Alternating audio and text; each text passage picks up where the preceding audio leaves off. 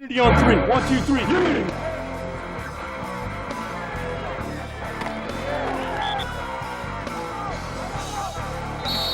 Go! Come on, dig deep! Let's go! Run the ball on 1, 2, 3. Run the ball!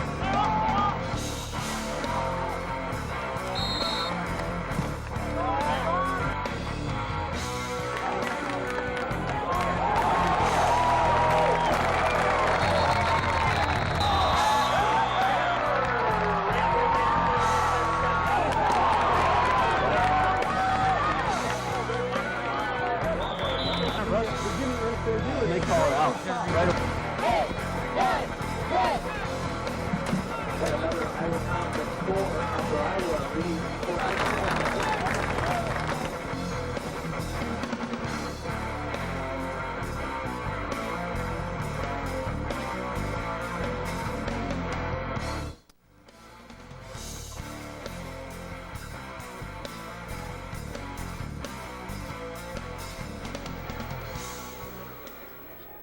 Ryan Wickstrom. We are here at J. Leslie Rollins Stadium in Storm Lake, Iowa on the BV campus, and we are here to bring you the game between the Buena Vista Beavers and the Loras Dewhawks. BV is 3-1 coming into today's game, and Loras is 1-3 with those 3 losses coming against 3 top-ranked teams in the nation. And so you have to say, Ryan, that this is probably an underestimated team.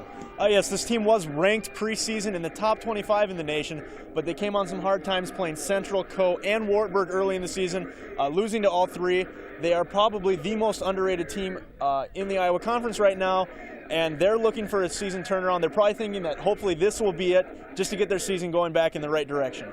That's right, Ryan. But Joe Hadachek has stated at the beginning of the season that J. Leslie Rollins Stadium is not a place to be trifling with the Beavers. He wants this to be our house and wants other teams to be scared when they come in here. Yes, we're 2-0 at home right now. We dress all 120 players when we play at J. Leslie Rollins Stadium, and we have just the games we have won here, we have dominated. We beat William Penn and Cornell last week. With the domination. Last week, Zach Mathers with the 268 yards rushing, being the Iowa Conference Player of the Week. You just got to look for another game like that from Zach Mathers, and hopefully the Beavers will be 3-0 when we come out of this game. That's right, Ryan. Special teams could really factor into today's game. We were sitting out here probably a half hour ago, and Loras' kicker, number 3, Joel Olson, he was 5 yards into the end zone, and he was kicking them to the opposite end of the field at the 40-yard line, folks. I tell you what, he was doing some funky stuff with that ball. Yes, not only was he kicking them far, he was kicking them high and for a long time. 5-second hang time per punt. A lot of fair catches today from Jeff Brennan, probably. That's if he gets to punt. Hopefully he will have to punt quite frequently.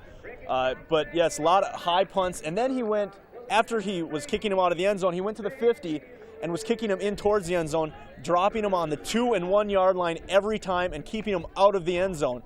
That might be a big thing in pinning the Beavers' offense back into their own territory. So we might be looking at a rough special teams game today. That's true, Ryan. And you could probably also say that this could be a very low-scoring game if the BV. It all kind of hinges on the BV defense. You can make an argument for. If the BV defense is able to shut down Loras is going to be punting quite a bit today, and that means the BV offense could be pinned quite a ways back into BV territory. Yes, that's the problem right now. I got a chance to talk to Joe Hadachek earlier this week, and he is worried about their punter because he's the #1 punter in the conference. He's also their place kicker, and he can punt and he can kick the ball. He puts a lot of leg into that ball, and he gets it flying. He gets a nice tight spiral on all his punts, and I believe he can put the place kick a couple yards deep into the end zone, no matter what the conditions are. If headwind or not, he can just kick the ball out of the end zone usually. So. That's right, Ryan. We've got a real doozy on our hands this afternoon. Loras Dewhawks, 1-3 in the conference, versus the Buena Vista Beavers, 3-1 in the conference. We're coming back right after this to call the action for you.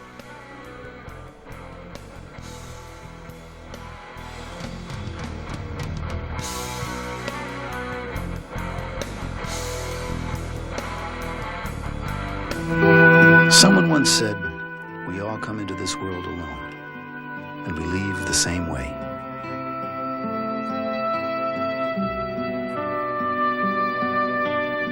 But in between, we have the chance to connect and help each other, to find ways you can do something to connect with the people in your community, call the Points of Light Foundation.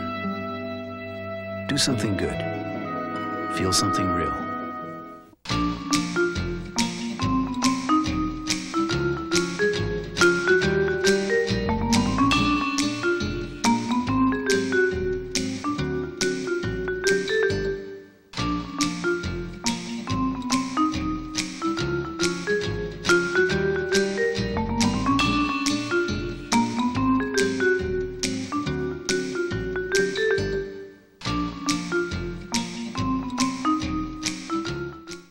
For the great taste of fresh pizza, Pizza Hut is the only way to go. Pizza Hut only uses the freshest ingredients and toppings on your pizza. Whether it's pan pizza, hand-tossed, or thin crust, Pizza Hut has the pizza for you. Try the spectacular lunch buffet or scrumptious salad bar. Dine in, carry out, or have it delivered. Your pizza is always fresh, hot, and delicious. Pizza Hut, making it great again and again.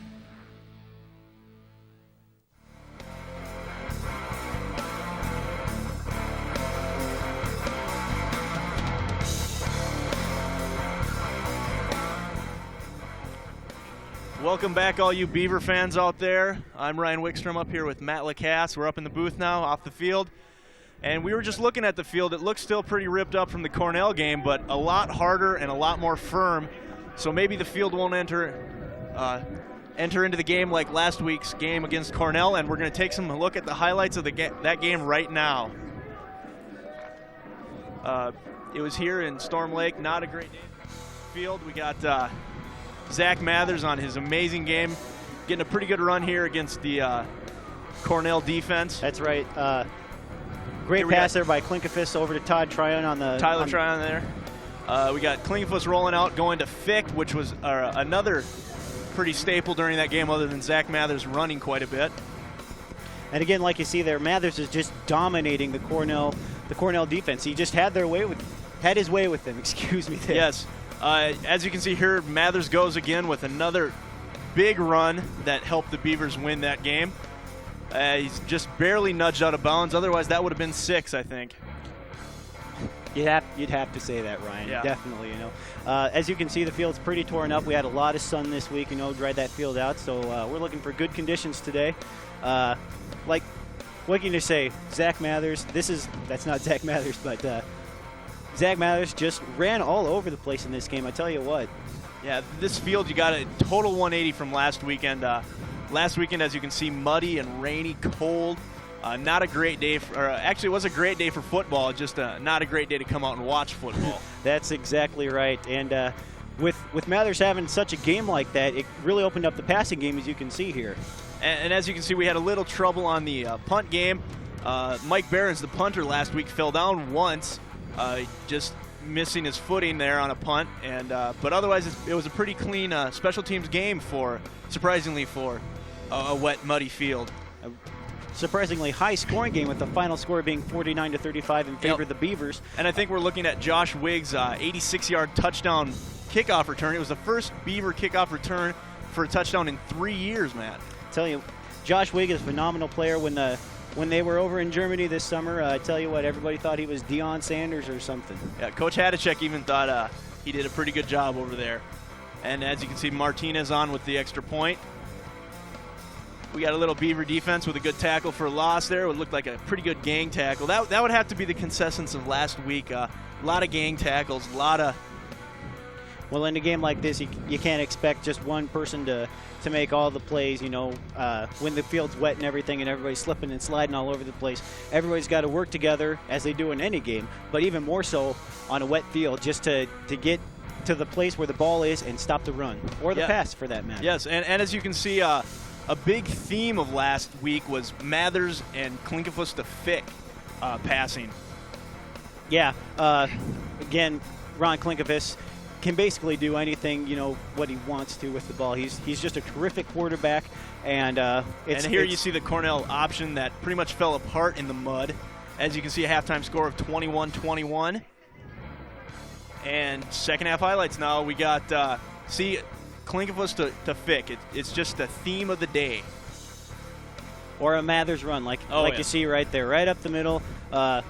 Cornell was just not able to stop Mathers. I mean, Mathers just had their number, and, you know, you can't do much when a player's just running all over the place like that. He carried the ball 30 times for 268 yards with 5 touchdowns. That's that's quite a day. That's a day 30 that points for one player there on a 49-point game. That's a kind of day that any Division I running back would like to have. That was the highest single game record of a rushing rusher this year in the Iowa Conference. I was unaware of that fact. That's what I'm here for. Good little stats. Thank you for enlightening me today.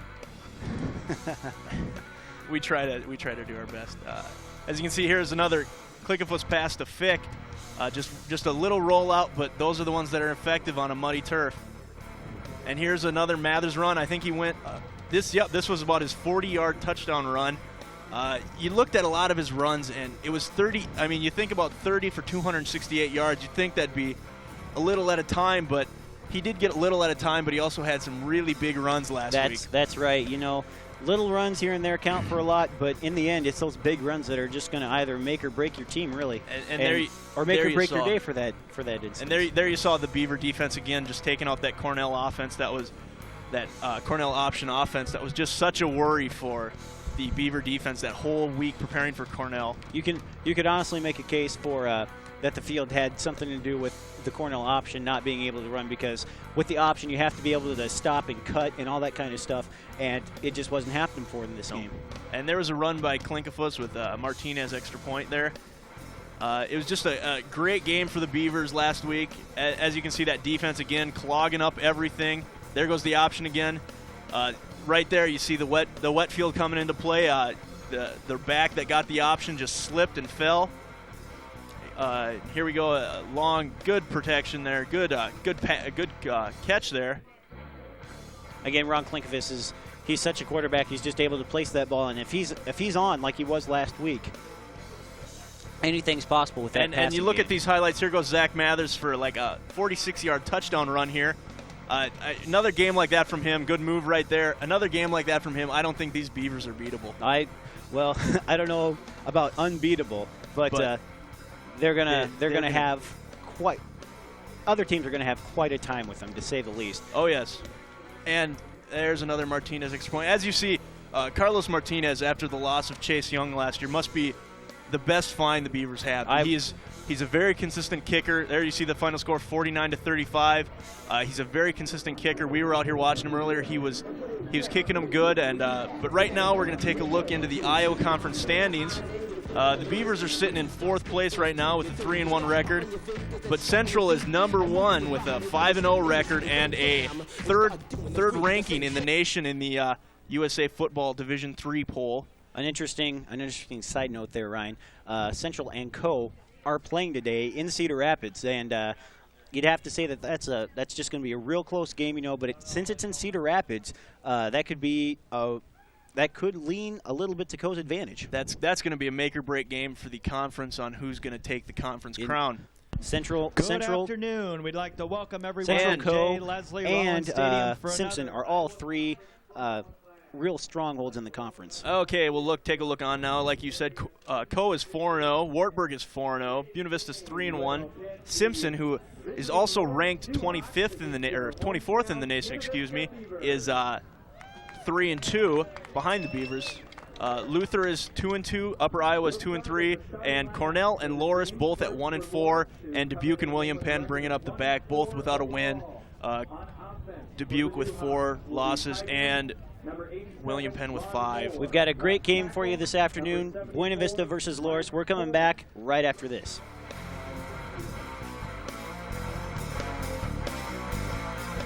Thousands of women will lose a child to AIDS simply because they didn't get an HIV test when they were pregnant.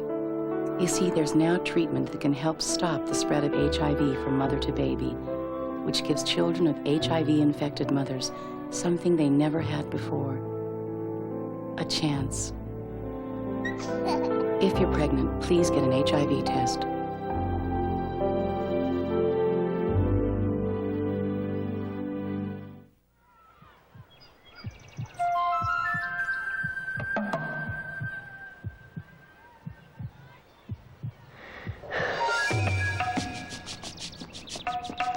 We want to see our children succeed. But setting easy goals for our kids creates the toughest obstacle they'll ever face. Because succeeding in the real world isn't easy. Help the effort to raise standards in America's public schools. Call 1-800-96-PROMISE. My son Daku was riding a motorcycle when he was struck by a car. I had spoken to him previously about donating his organs, and it made it so much easier for me to make the decision. I knew that this is something that he wanted.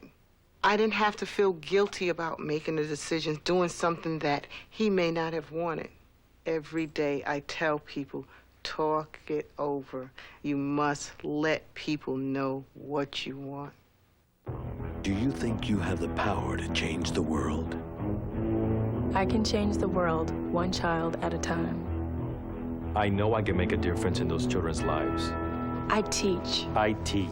Yes, they're teachers, but to the kids they reach, they're heroes. I teach. Do you have the power to wake up young minds, to be someone's hero? Teach, to make an impact on our future. Call 1-800-45-TEACH. Be a teacher. Be a hero.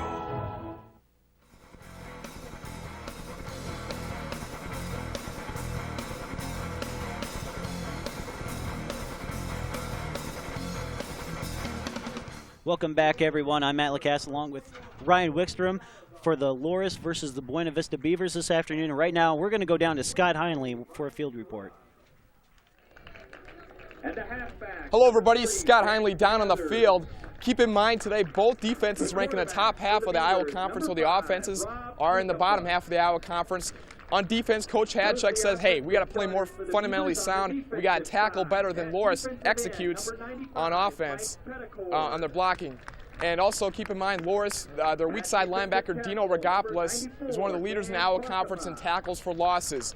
On the other side of the field, Coach Hadchuk says it's very important for Buena Vista to get off to a quick start. The stats show it. Buena Vista so far this season 3-0 when they score on their opening drive of the game, so that's something to keep an eye on at home. If Buena Vista scores a touchdown on their opening drive, they're well on their way to victory.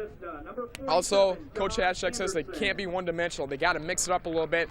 Rob Klinkfuss has to get the passing game involved to go along with Zach Mathers in the rushing game. Zach Mathers coming off a huge game last week against Cornell, in which he scored rushed for 268 yards and 5 touchdowns. For his efforts, he was named Iowa Conference Player of the Week.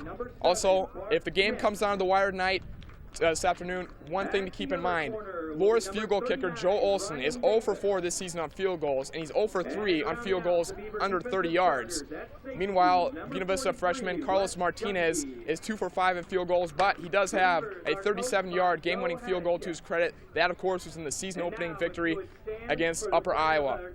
One last thing, guys, before I toss it back up to you. The game has a little bit more on the line this afternoon, as Iowa boy Chuck Offenberg will be presenting a pair of Bass black and white saddle shoes to either one of the winning coaches. So Coach Hadchuk and Coach Bob Beery for Loras can look forward to that. The presentation will be right after the game. Now let's toss it to the national anthem.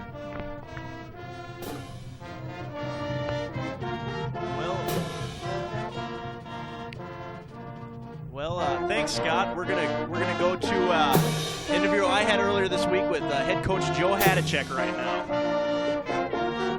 Hey, all you Beaver football fans out there, welcome to the pregame extravaganza. And we're here again with another pregame interview with Coach Joe Hadchuk. And we're just going to lead in with, we're facing Loras. They're 1-4, but they're still a team in the Iowa Conference to be reckoned with. They've played Coe and Central and Wartburg.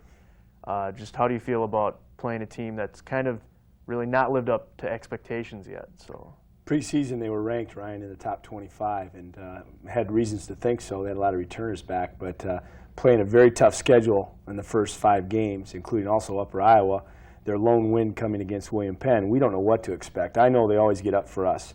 I know they've had a great week of practice, according to the press release with Coach Berry, and it'll be a tough football game. The last 2 years, we're 1-1 against them. Look for a physical offensive line that they like to run the ball. And then from the defense, they play basically our defense, so it's been easy to prepare for it. It just comes a matter of blocking and executing in the run game and helping out with the passing game and being more effective in the passing game. So special teams-wise, I'd like to add, too, they have the best punter in the conference. He's an outstanding kicker named Joel Olson. He's also their kickoff specialist. So it's going to be an interesting game. We were looking forward to it, definitely taking them very seriously. It's not going to be a cupcake type game at all. I expect it to go 4 quarters. And just they are a run-based team, and right now our field is not in the greatest condition after Cornell. Rainy day, kind of got ripped up. Do you think that's going to help take away their run a little bit, or? I think backs that are slashers, people that like to just stop and move, it's going to take away from that type of back. Loras's backs are very quick and agile, and it'll be interesting to see how much of an important part the field actually plays in the game, Ryan. But it'll be the same for both teams. I think it's going to come down to which offensive line blocks the best in terms of running the football. And then I think obviously on defense, it's tackling. And I think our guys are ready to roll. Biggest concern on defense is John Seals out for 3 weeks. He underwent knee surgery, arthroscopic surgery, and his meniscus, and hopefully he'll be back in 3 weeks, and we're praying he will be. But Kurt Bremer's been playing well. And I suppose you're looking for another game, another big game from players like Zach Mathers and Heath Statler to step up and keep it performing like they have been. And have they been showing that they're going to continue that progress during practice? Yes, our practice went extremely well, especially Tuesday. I was really happy with the Tuesday practice. Normally that's the learning practice where you really have some mental mistakes, but Wednesday's practice didn't quite go as well as Tuesday's. But today, Thursday, is a polished practice, and we'll be hopefully ready by Saturday when this airs and have everything polished up. But Zach does have to have a good game. He's going to be backing him up. Our backup fullback, Garrett Gingrich, is banged up with a high ankle sprain, and we're going to be moving Ryan Grubb to fullback. So Grubb's in a new position. We expect him to be a very physical blocker there and a senior leader. So you'll see Fick and Grubb at fullback. But we're looking forward to the game. And just one big point, we've talked a little before, and that you're 2-0 at home, and you'd like to keep extending that undefeated home record.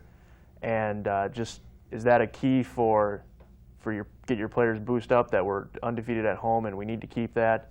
If you could talk about that a little bit. Yes, I'd be happy to. We love to play at home. You know, the fans are here, and it's a little easier to sleep in your own bed every night. But we've been a great team on the road in the last 3 years. But the home field advantage is something we really stress this year with our players. It was one of their preseason goals, and we're excited to have a chance to play in J. Leslie Rollins Stadium. You know, we wish the turf was in better condition, but it's going to be about as good as it's going to get. I know Norm's been working on it with his crew, rolling it, and hopefully we won't get any rain, and it'll be satisfactory. But we're excited, and we are hoping we can pull off our 3rd home victory this weekend. And we hope everybody out there will come support Student Athlete Day, or pardon me, Storm Lake Area Student Day, where we're supporting the K-8 school systems and allowing them in free. And just another point to that is we had talked earlier, and you had talked about how that was one of your preseason goals, and you really seem to hit that one pretty hard on the head. And you always seem like when you come out at J. Leslie Rollins Stadium, you guys are ready to play, and you're going to be a team to be reckoned with when you dress every player and you just see that line of blue Beavers. Yeah, it's a great feeling. You know, we have about 120 football players that'll dress every Saturday at home, and that's pretty special. 24 seniors making up, the big senior class, providing the excellent leadership, and the home field advantage is definitely one that we feel is big for us, and we want that to continue. We hope it's not a 2-game type situation. We hope it's a year-to-year type situation where we can dominate at home, and it's our house, and we have personal pride, take personal responsibility to make sure we pull off the victories at home. Well, and we're going to send you back out to the stadium for live coverage of the game. I'd like to thank Coach Joe Hadacek for coming and sitting with me, and for Innovation Sports, I'm Ryan Wickstrom. Welcome back, everybody, after that thrilling interview by Ryan Wickstrom. Tell you what, thank you, gained a lot of knowledge about that. We're going to go over some starters here real quick, because we got about 26 seconds till kickoff. As you can see, the Beaver captains are going out for the coin toss right now. That's right. All right. Key starters are, like Coach was mentioning, Ryan Grubb is moving to fullback. That's a new position for him. Zach Mathers is going to factor in. Tyler Tryon, always an explosive receiver. Defensively, Bart Smith, is just a great cornerback. Shut down Wesley Bell when we played Upper Iowa the first game of the season. He's a playmaker for the Beavers back there in the backfield. Yeah, it's nice to see a freshman like Bart Smith step up and really take on a leadership role, kind of like Brian Davis did last year. Yeah, just it's really nice just to see people stepping up, you know, at a younger age, and you know they're just going to be factors in the BV program for the next 4 years. For Loras, their starting quarterback's name is Kevin Randolph. He's an explosive quarterback. He's only started one game yet so far, but he is 27 for 65 with passing. Yeah, he's obviously a great quarterback, and like we said earlier in the pregame, this Loras team is not a team to be underestimated. Their 3 losses, like we said earlier, are against teams ranked in the top 25. So this is not a team to be underestimating at all. BV has to really buckle down and keep their mind straight on this game. Yep, it's going to be important that they don't get overconfident playing a 1-4 team.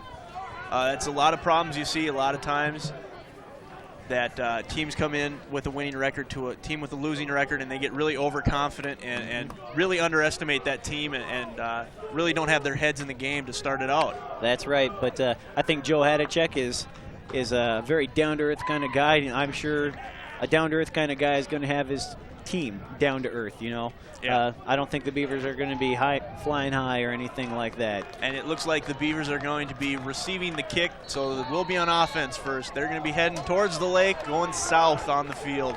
It's kind of good that the Beavers are receiving. Like Scott Heinley said in his pregame report, the Beavers are 3-0 in scoring on their first opening drive. Their opening drive, excuse me. I'm getting tongue-tied here. So we can only hope and pray for another Beaver win today. It's a great day outside, a little bit windy, just sun shining all over the place. I'm Matt Lacasse along with Ryan Wickstrom. Loras Duhawks versus the Buena Vista Beavers coming up right now. Got a great game for you. I think Joe Olson's really going to get a hold of this kick here. He's got the wind at his back a little bit. That might be an interesting kick here. We'll see how much all that talk we did in pregame is going to pan out here. Here we go. And the game is underway. Wigg takes it muffs the punt, takes it back into the end zone and downs it. So we'll have to wait till the next kickoff to see what kind of kicking Mr. Joel Olson can do. That was still a pretty decent kick. I mean, he put it down to about the 2, which I couldn't do it personally. I couldn't do it either, which is why I'm not out for football. It did look like Josh Wigg had a little trouble handling that one, though. Well, maybe the sun got in his eyes or something. Just kind of slipped through his hands there. Yeah, it is a bright day. Not a cloud in the sky. Rob Klinkovich goes under center. Starting drive just underway here at J. Leslie Rollins Stadium. Mathers takes the ball, gets undercut, and gets a gain of probably minimal gain at best there. Yeah, maybe a yard tops, but it looked like he got tripped up pretty early in the play, right near the line of scrimmage. I think Hadacek is going to be trying to run Mathers as much as he possibly can here in the early going, just establish that running game. Once you establish either the running game or the passing game, it's easy for you to translate to the other one. Oh, and it looks like number 14 there jumped off sides. That would be Dave Jesse. Looks like he went off sides, maybe forced by a Loras player. We're going to wait and find out here. False start against the Beavers is what the official says, so move that ball back 5 yards, second down, and about 15 it looks like. Do it again. That Beaver line is just a lot of big guys there. Lots of big guys. Marriott's got to be trembling when all those guys come down to eat. It looks like Loras jumped again there. Mathers up the middle, cuts.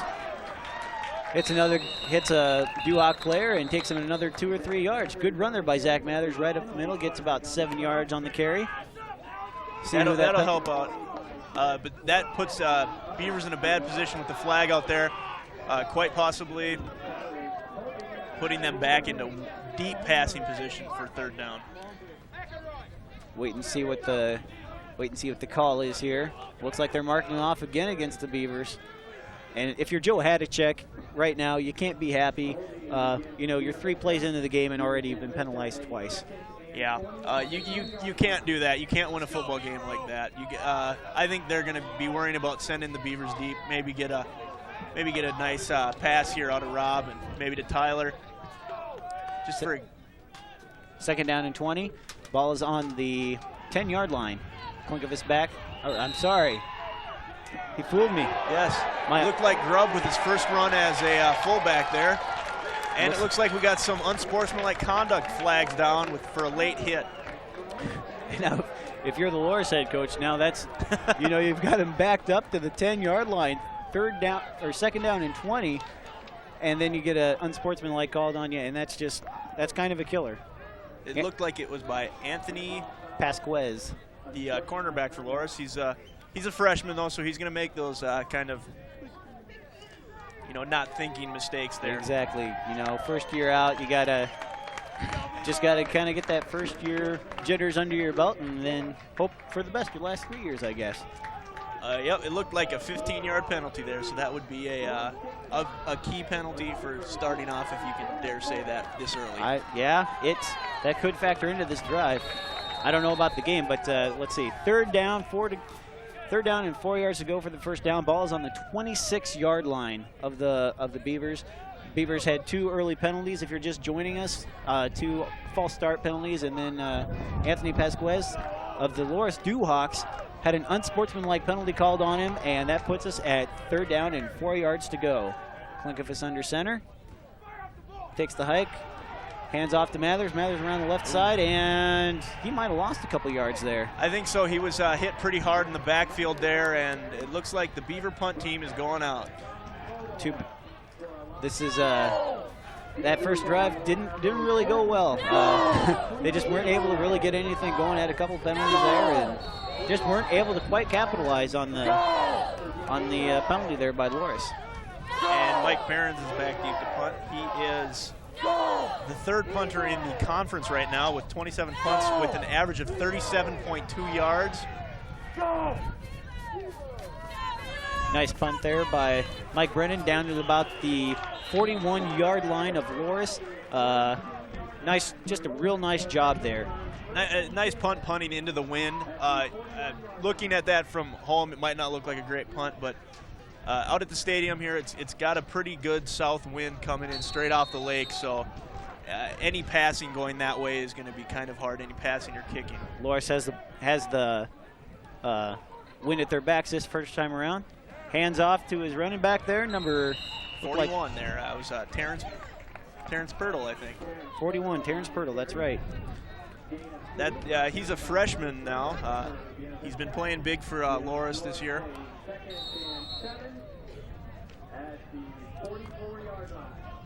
Yeah, he is their main back. He's a 5'10 freshman that weighs 178 pounds. He's from the Chicago area, so. Boy knows how to play football, I would guess. Watching the Bears growing up. Watching the Bears. Hey, go to him again. Out to Pirtle around the left side, cuts back in, and is dropped at about the 46, 47-yard line by a host of BV tacklers. Nice job there by the BV defense, able to get over there and stop him before he got too much yardage here. Yeah, that was one thing we'd said. They need to gang tackle again this week, and so far it looks like they're ready to do that. I would certainly hope so. Had a week off, and a week of good practice sounded like. Can only hope for the best here. It's 3rd and 3. Randolph under center again. Calling out the count. Takes the hike. Back to pass. Up the middle to number 87, Lonnie Moore, the tight end. Nice pass there for the first down. Gets about 10, 12 yards on it.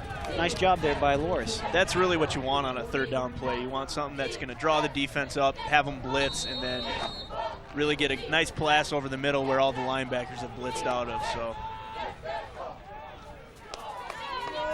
just nice job there by BV, though, able to stop that before he was able to develop into something more lethal. Yes.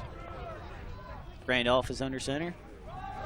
Hands off to his fullback, number 34, Matt Koch.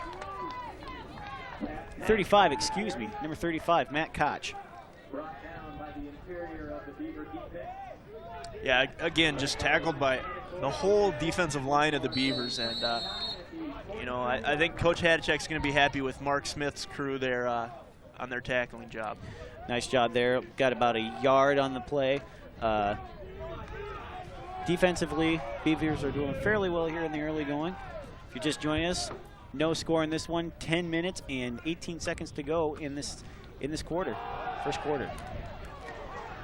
Ooh, nice hit there. Laid on by number 43. That would be Wes Jungie. Nice job there by came off Jungie. Just safety there. And didn't quite see the number of the Loras player that ran that, though. I think it was number 41 again there. Terrence Purtle. Yep. Purtle, I think that's a number we're going to hear quite a lot today. Could be. Purtle's had 3 runs already. Randolph under center. BV showing blitz. Passes it out to the left there to Lonnie Moore again. Lonnie Moore again gets about, I don't know, I would say about 2 yards on that one. So looks like Loras has a possible field goal situation here. Or nope. Gave him looks like they're moving the chains. Gave him the first down. Guess my depth perception isn't very good today. That's okay, we'll forgive you. Well, thank you very much, Mr. Wickstrom. That's very kind of you. First and 10 for the Loras Dewhawks on the 33-yard line of the Beavers.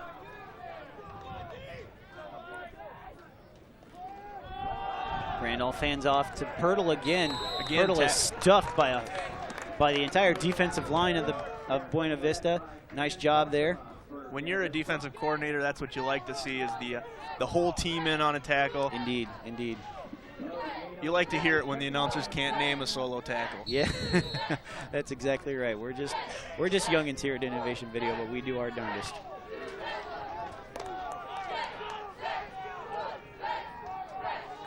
About 8:40 left in the quarter. BV needs to step up its defense here. Just need to tighten it up a notch, I would say. Randolph under center again. Rolls out to the right. And he's sacked by Mark Smith. Sacked for about a 3-yard loss. Nice job there by the Beavers, able to penetrate that offensive line and get right in there and able to chase Randolph down and bring it down for a 3-yard loss. Yeah, it's one thing. Randolph hasn't been sacked that much. He's a pretty good running quarterback, and he showed that this year so far. Looked rather quick too. I mean, obviously he didn't get to run very far, but from his moves in there, it looked like he was a pretty quick guy. And he's wearing a 21 that kind of makes you wonder if he's maybe a converted back or something. Another hand up the middle. Oh, a good fake. Nope. Nice. Good hit by Jeff Brennan there. Nice job by Jeff Brennan, but that was just a very poor play there by the Loras receiver, number 2, Jason Schladenhoffen. He's their number 1 receiver. He should be making those catches. Should have had that catch. It was right in his hands. It looked like it might have hit him in the face mask or something. I'm not quite sure. He showed his vertical, though. He got up pretty good. And Joe Olson out for, it looks like, his first punt of the day. I guess we'll see what this guy can really do now. About the 50-yard line, he'll probably be dropping it right in there. Yeah, as you can see, Jeff Brennan's really not going back to cover. It rolls into the end zone and out. Placed it right at about the 3-yard line, though. Had Loras player been able to get back there and down it. He looks like he was shooting for that opposite corner of the field there. Indeed, indeed. And he did hit it good. He just got a bad bounce on it. After a rocky start by the Buena Vista defense, they are able to force the Loras Dewhawks to punt, and we are ready to go here. Buena Vista coming back on offense. Rob Linkovich out to tell his troops what the skipper wants. I was just informed by our stats man, Charlie Plath here, that in that first drive, out of the plays, that number 41 Prittle got 4 carries for 11 yards. So we'll probably be seeing his number quite a bit Mathers this week. tripped up there at the line of scrimmage. Lost a yard, it looks like. Going to be 2nd down and 11 to go. Looked like he had a pretty good hold there. He just got kind of tripped up, almost did a flip in the air almost. It looks like the Beavers are trading in there. Darren Graber and number 14, Dave Jesse, with the plays there. They seem to be switching on and off with the tight end position there. Graber's seen most of the action this season, but there's Dave Jesse right there. He'll get a nice little gain out there. Looked like he might have had the first down. we'll have to wait and see where the officials decide to spot the ball at.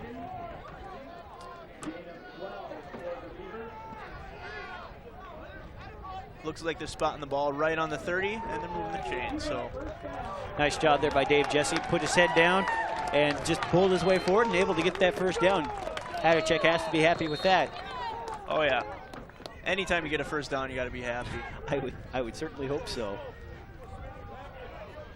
Klinkovich under center, 30-yard line, takes a snap, hands it off to Mathers up the middle. Mathers stopped at about the 34-yard line by a whole bunch of Loras tacklers. Like we said, their offense and defense as Beavers and Duhawks are quite closely matched, and it'll be an interesting game to see if either one can dismantle the other's offense or defense. I would say so, and right now you have to say that maybe the Loras offense has a little bit of an upper hand, just the way they moved the ball during that first drive. But BV's coming right back here and saying, not so fast. We've got an offense of our own, and would we like to show it to you? Klinkovich back to pass. Nice screen play. Gets it out to Grubb, but he is hit hard, and they call it an incomplete pass. Loras thought it was a fumble. Which is lucky, because that would have been 6 the other way had it been. It would have been 6-0 Duhawks here in about the middle of the first quarter. 6:08 to go. No score yet in this game. That's the chance you take when you try to run a screen there, Matt. They might catch the defense might catch onto it and just suffocate that player that's supposed to be getting it. Loras defender just came out of nowhere and just laid Grubb out. I don't think he just hit him from behind. Grubb never saw it coming. It is Grubb's first game at fullback, so you got to give the guy a little credit, though. Indeed. They're in the shotgun. Klinkovich back to take the snap. Takes the snap. Rolls out to his right. He's passing. And Tryon is incomplete. Nice coverage there by the Duhawks. Yes. Able to just get as close as you can, almost in his jersey, without getting the penalty called on you. That's what you call a hope pass. You put it up there and hope he catches it. Indeed. And it looks like Mike Behrens is out for his second punt of the day.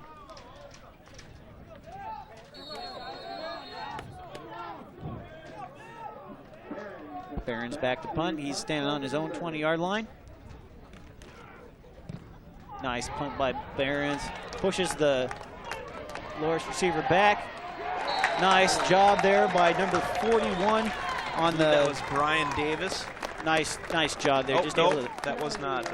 Able to wrap him up and drop it about, looks like about the 29-yard line. It's Ben Smith, I'm sorry. Ben Smith. Nice job by Mr. Smith, able to stop the Duhawk receiver. Number 10, I believe, was his number. Number 10, Greg Skelly, sophomore out of Oak Lawn, Illinois. Randolph under center. Pirtle in the backfield with Koch out in the wing. Handoff goes to Pirtle. Takes around the right side. Gets about 2 yards, we'll say. And if you're watching the competition out there, you're seeing a couple little pushes after the play between the Beavers and the Duhawks, and you're wondering if that might escalate during the game there. You got to see there, Hadachek's really hyping his team up, saying, okay, guys, let's buckle down and let's win this sucker. Show them who's boss early on. BV defense and the Loras Duhawks facing off here.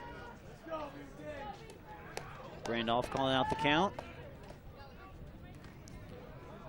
Pirtle up the middle again. That was a good job by the Loras offensive line of clearing anybody out that might be in the way. Just created a big old hole for Terrence Pirtle there. Pirtle able to bust his way through, and it seems to me every time when he gets hit, like low, he just seems to like dive. I mean, not necessarily like jump over him, but just dive to get a few extra yards. And in the end, those few extra yards are just might come back to bite you. You just don't know. But when you're a small back who doesn't weigh very much, you got to find some way to get that extra yardage after contact. Pirtle again, right up the middle. Doesn't get quite as many that time. Only gets about a yard, and they're going to have to punt. Which means we'll see Joe Olson again. I think we might get to see his full leg this time and see what he can really do. Quite a long punt here for Joe Olson, but like we were saying earlier, he can boot that ball. Well, to give you an idea, Jeff Brennan is at the 20, and Jeff Brennan's at the 20 to catch the punt, and I'm thinking he's going to probably have to back up. I wouldn't doubt it a bit. Olsen with the punt. Not a very good punt there. Lets it go into the end zone. Took a risk. Took a risk there. Did number 2 for us. Number 28 there. Andy Fish taking a risk there. Letting it bounce in. It looked like it might have rolled dead at about the 2-yard line, and that last bounce was just barely able to get it into the end zone. Good job by the Beaver defense with stopping the nice offense. Real nice work. Hurdle got a couple of nice gains there, and then BV defense just buckled down and said, all right, that's enough. We've had it. And they shut him down. Klinkerfist back in the shotgun. Hands off to Grubb, right up out to the right side. Cuts back to the middle, gets about 9 yards out of it. Maybe it really surprises me that this is only Grubb's first time at fullback. He really looks like a fullback, short and stocky, and he's got that big neck roll that just makes him look like his shoulders don't end. He's a big guy, but I tell you what, works well as a halfback too, because he's just able to bowl people over. And he's quick. He's very quick. People see halfback of the program and they're thinking, well, we're going to get some scrawny kid, and then Grubb steps out there and they're like, my goodness, big kid. Mathers up the middle, gets about a yard, maybe a yard and a half. The way it's looking is the Loras defense really was keying on Mathers in that week of practice, and because it seems like they know every time he gets the ball that they need to get him quick or he's going to be gone. I'm sure the player of the week thing probably helped him out quite a bit. Publicizing Zach Mathers probably helped the Loras defense really just buckle down and decide that they're going to decide to stop him. But yet in this game, he's only 5 carries for 1 yard. Klinkerfist out to the right, deciding to run it. Gets the first down. Nice job there by Rob Klinkerfist, able to put his head down and dive ahead for the first down. He's kind of like a John Elway type quarterback. He's willing to do what he has to do to get the touchdown or that first down. Indeed. Just a little run around there. Nice blocking by Matt Kincaid and the rest of the offensive line.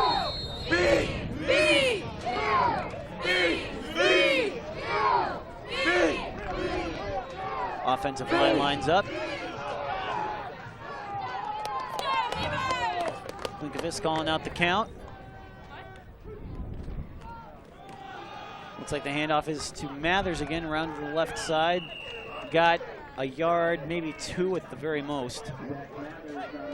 Not a very good run there. Just wasn't able to quite get around there. Yeah, they like I said earlier, they just seem to really be stuffing Mathers when they get the ball. Like they don't want him to get outside and get that running room, or he's going to be gone because he's a quick guy too. They're really containing him today. Real nice job there by the defense of Loras. Klinkerfist under center again, takes the hike. Passes out to the right there, out to number 21, Troy Salazar, I believe. And looks like he got about 2 yards on that one, and it's going to be 3rd down. And just to give you guys an idea here, Buena Vista, Loras' defense is the 6th ranked defense in the conference with a total of 358.2 yards against them per game, with 171 of that coming in average of yards per game in rushing. So Mathers takes the ball out to the left side, dives ahead, but gets maybe a yard, and BV is going to have to punt again. This is looking to be a very low-scoring game, and after last week, that's got to be kind of a weird feeling for the Beavers. They've been in some high-scoring games this season. Yes, they have. The Cornell game comes to mind. The William Penn comes to mind, and Upper Iowa, while not a high-scoring game, certainly involved a lot of offense. That was their first game of the season. I hope those folks out in the bus are. Oh, it's a fake with Fake Fick. punt. Fick hurdles someone. at the 30, taken down, and he's down at the 25-yard line. What a play by Joe Hadacek, showing everybody he's got a little bit of Hayden Fry in him, pulling out the bag of tricks. That shows some courage there. That really does. That needed to play like that to get the BV offense going. Hadacek saying, all right, I have faith in you, you have faith in me, and Fick is able to pull it off. With that 35-yard fake punt run. Nice job there by John Fick. Had me going. Oh, all of a sudden, I was looking back here, at Mike. Here you got the stats on Fick. He's a junior, 6 foot tall, and 224 from Patton, Iowa. I was looking back at the punter, and the next thing I know, I see Fick running across the 40-yard line. I'm like, all right, go Fick. As you can see some Beaver fans out there without their shirts on. It's a nice day. End of the first quarter, your score is 0-0 still.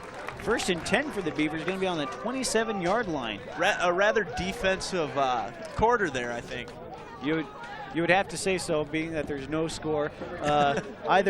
Both sides moved the ball well, but in the end, the defense was just able to really buckle down. It seems like each team gets 3 or 4 plays where they get a bunch of yards, and then the defense just buckles down and says, okay, no more. And both punters have been quite active today. Yes, each team is getting maybe 1 or 2 first downs per series, and it's in with the punter, in with Mike Behrens or Joe Olson, depending on which team you're cheering for. I would say most of our viewers are probably cheering for the Buena Vista Beavers, but you never know. We may have a few Loras graduates out there somewhere. Somewhere out there. You never know where they are.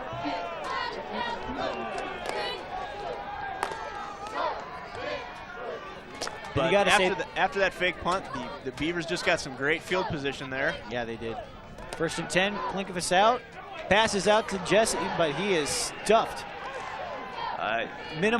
Probably a minimal loss there. Maybe no gain or no loss. I don't even think Rob had time to think about where he was throwing the ball there. Loras defender was right on top of him, just had to get that ball out. Oh, it looks like about maybe half a yard gain there, so. But nice job there by Dave Jesse, able to eke out just that much yardage. He was hit right away and just able to put his head down and get as much real estate as he possibly could. Klinkovich takes the hike. Passes out to the left side. To try, Tryon. Pass is deflected. By number 19, Hassan Rashad. Hassan Rashad, nice play there. Able to just look like he just sneaked his hand in there at the last second and able to dump that ball away from Tyler Tryon. Yeah, it looks as though the Joe Hadacek has realized the running game isn't going to work. So he's looked like he's going for the pass here. Mathers has been shut down thus far. We're only a quarter into the game, yes, but so far the running game has not been working well, except for that fake punt run by John Fick. And if the Beavers score here, that could prove to be a huge early play. Klinkovich flushed out, run around the left side, puts his head down to the 20-yard line. Nice play there by Rob Klinkovich. And he really faked out Todd Swanson there. He pointed out like he wanted a blocker on him, but he looked, and that gave Rob the opportunity to go just deke him out a little bit and get maybe a couple extra yards on it. You'd have to guess so. Nice job there by Klinkovich. Flush out of the pocket. Looked like Steve Young back in his younger days. Looks like Carlos Martinez is going to be out, being at 4th down. Going to have about a 38-yard attempt here, Matt. 38-yard field goal attempt. My math is correct. I'll trust you because I'm not a math major in there. Neither am I. And it looks like it's good. That is good. First score by either team. BV draws first blood at 14:08 to go in the first quarter, or in the second quarter, excuse me. Score is 3-0 in favor of the Beavers. Nice play there by Martinez. You know, he had about the same yardage field goal back in the Upper Iowa game, was able to put that through for a win. Nice job here, able to get us on the board first. Yes, that would tie his longest of 38 yards.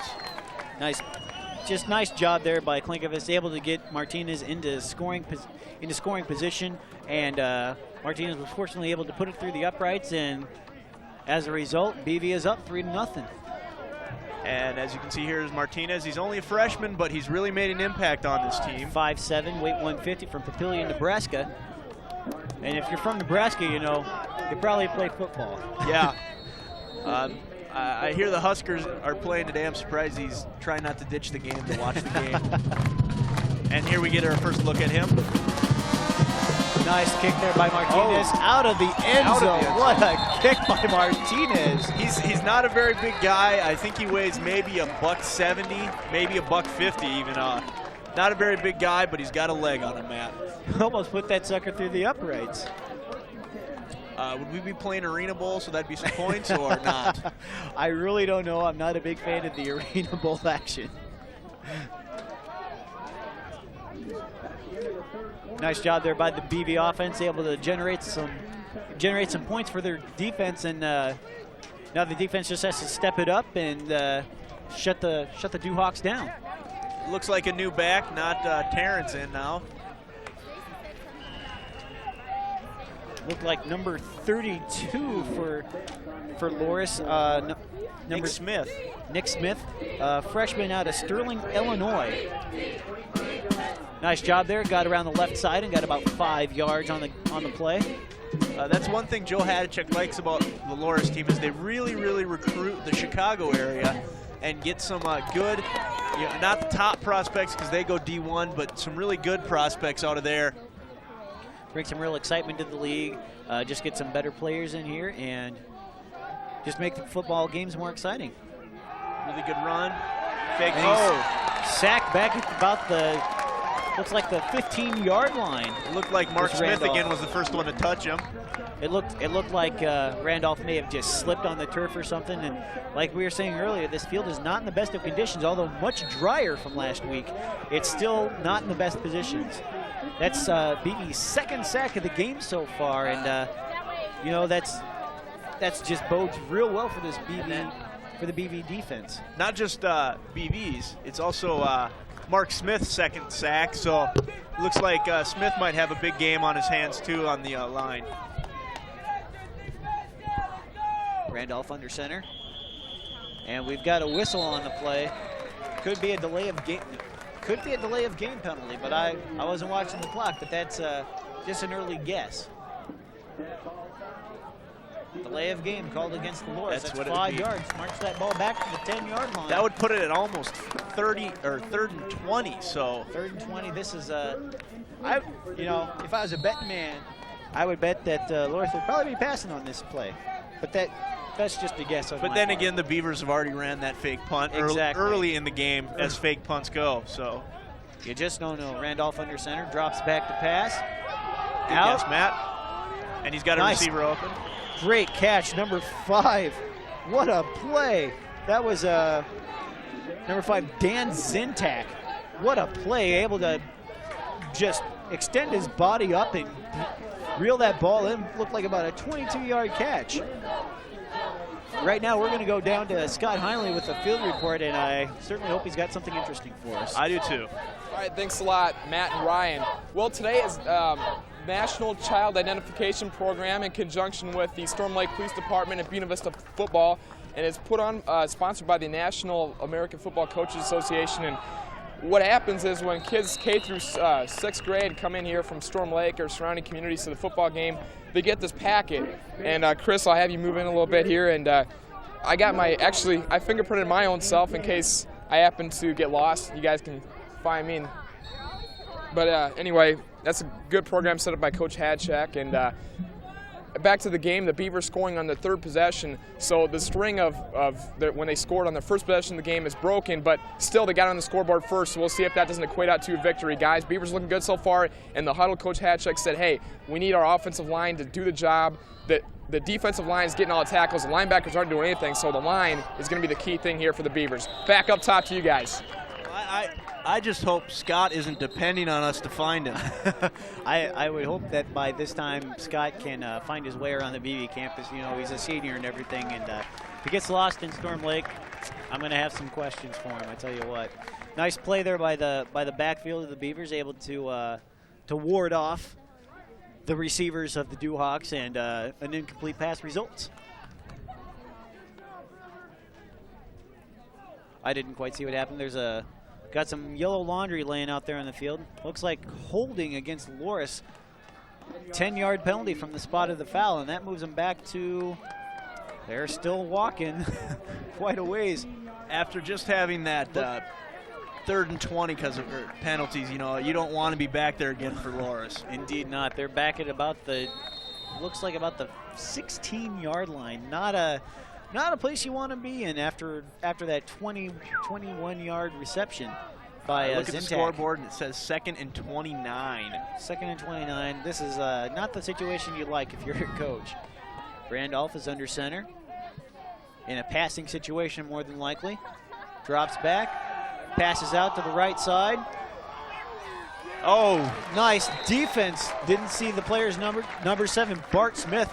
The kid is phenomenal. He's a freshman phenom, you could say. And it looked like they were keeping in, earlier in the game they were sending out their receivers on pass routes, but it looks like now after those first couple of early sacks, they're keeping them in for blocking purposes, maybe to give Randolph a little more protection. You'd have to say that, you know, after those 2 sacks, the Duhawks have to be worried about, you know, 2 sacks this early in the game. You got to be worried about protecting your quarterback, and so obviously they're going to leave some more people back there, which leaves less people for BV to cover. Randolph hands off to Pirtle, it looks like.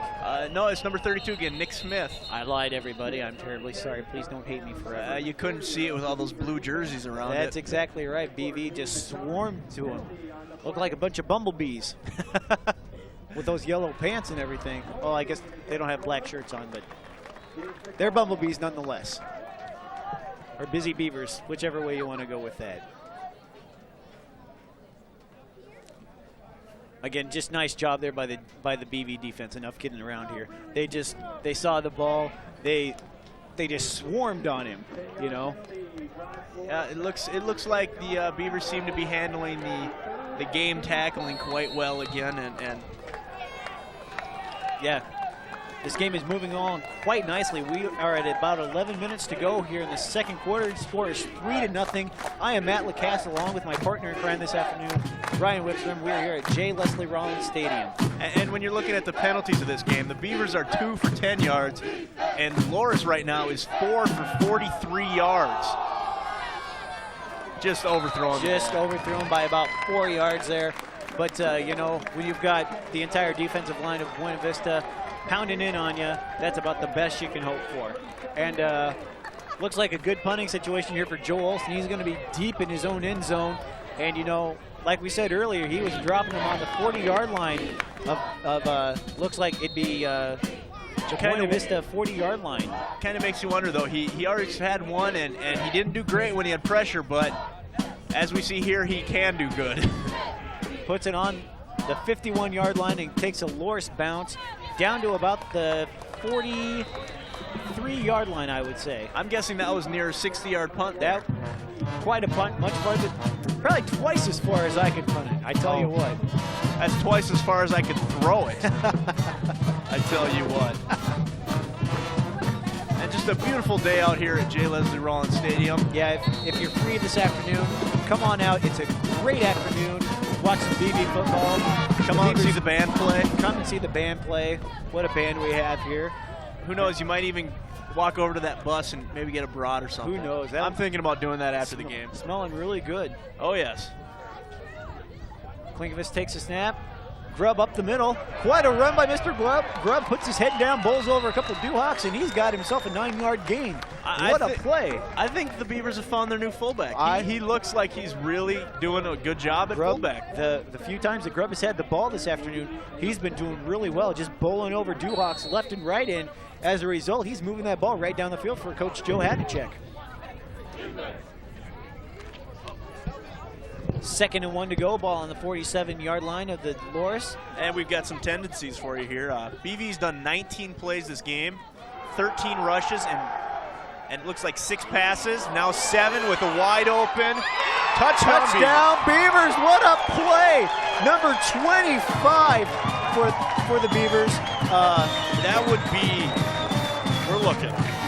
Brent Mackey, what a play by Brent Mackey, just wide open. Senior wide receiver. Rob Klinkovich saw him down the field, put that ball right in his arm. Mackey cradled it in and ran it in the remaining 10 yards for the touchdown. Beavers 9, Duhawks 0. They faked the reverse to Tyler, and that just sucked everybody up and left him wide open in the back. Joe Hadachek. As Brent you can Mackey see, here's there. the touchdown player, Brent Mackey. 5'10 senior from Carroll, Iowa. Martinez to add the extra point. Ball is down. Ivanovich holding. It's up, and it's good! The score is 10-0 in favor of the Buena Vista Beavers. I'm Matt LeCasse along with Brian Wickstrom. There you see a shot of our great pep band. Happy crowd in that shot, too.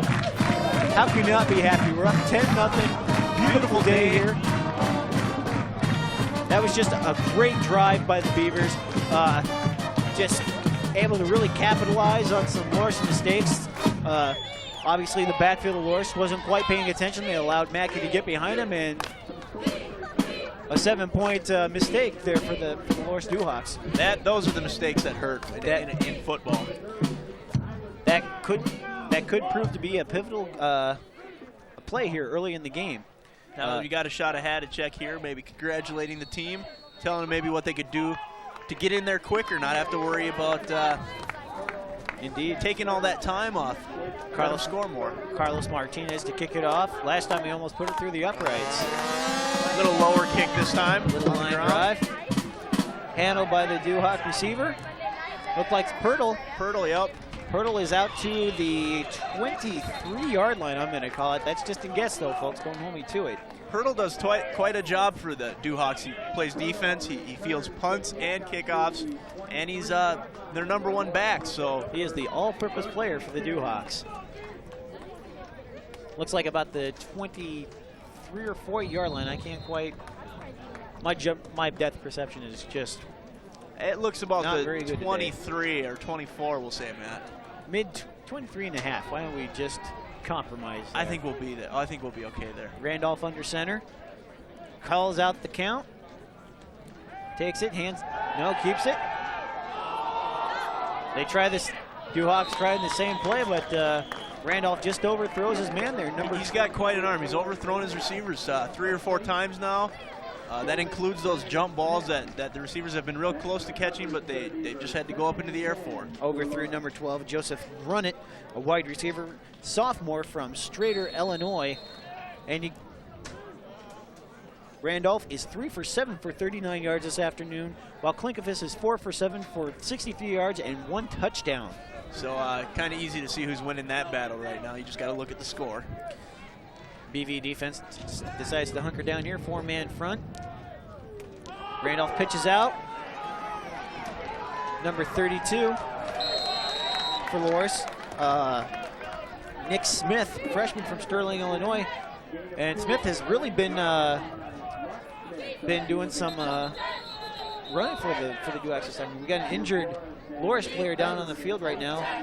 A nice thing about that last play was Kurt Bremer really got out there, and that was supposed to be a really outside sweep. The back's supposed to be the furthest person out there, but Bremer made him turn it back up inside, which made it able for the Beavers to get out there and stop that play before it happened. Looks like the injured Duhawk is number 99, Justin Frederick, a defensive lineman from Warrenville, Illinois, 6'2", 270 pounds, big guy. Looks like they're looking at his knee right now. And Matt, I think it's number 66. Number 60. That would be. That's my fault. It's upside down. We're sorry. Barton Callaghan, offensive lineman, sophomore, 6'1", from Naperville, Illinois, 245 pounds. And while we're at this injured player, we're going to go down to Scott Heinley for another one of those great, entertaining field reports. All right, thanks a lot, Matt. On that last touchdown, Buena Vista called that play. It's the reverse flanker pass, but Coach Hadachek likes to refer to it as I swear to God, because it's the bread and butter play for Buena Vista. They always use it. It's netted a touchdown every single time they've used it, with the lone exception of the Wartburg game a few weeks ago. So basically that's the bread and butter play for Buena Vista. Normally it's Todd Tryon on the receiving end. Today it's Brent Mackey, and Beavers are up 10-0. In the offensive huddle, I eavesdropped in on Coach Hatchek. He says he wants to show when they have run formations, he wants to pass it, and when they're showing pass formations, he wants to run it. So look for BV to try the opposite of their formation here and try to catch Loras off guard. Back up to you guys up top. Thanks, Scott. Thanks a lot, Scott. That was a great field report. You know, that's the first time I've ever seen that play, but tell you, that was just an amazing play. Brent Mackey was wide open, nobody around him for at least 5 yards. Able to cradle that sucker in and run it in for a touchdown. Your resulting score, 10-0. 9:25 left here in the second quarter. Hope you're enjoying the game. Perhaps you got some popcorn along with you, perhaps a soda. Enjoy it. And we've got some great football here for you today. Beautiful weather. Wind out of the south. Waving that American flag quite nicely down in the northern end of the end zone. Randolph is under center again.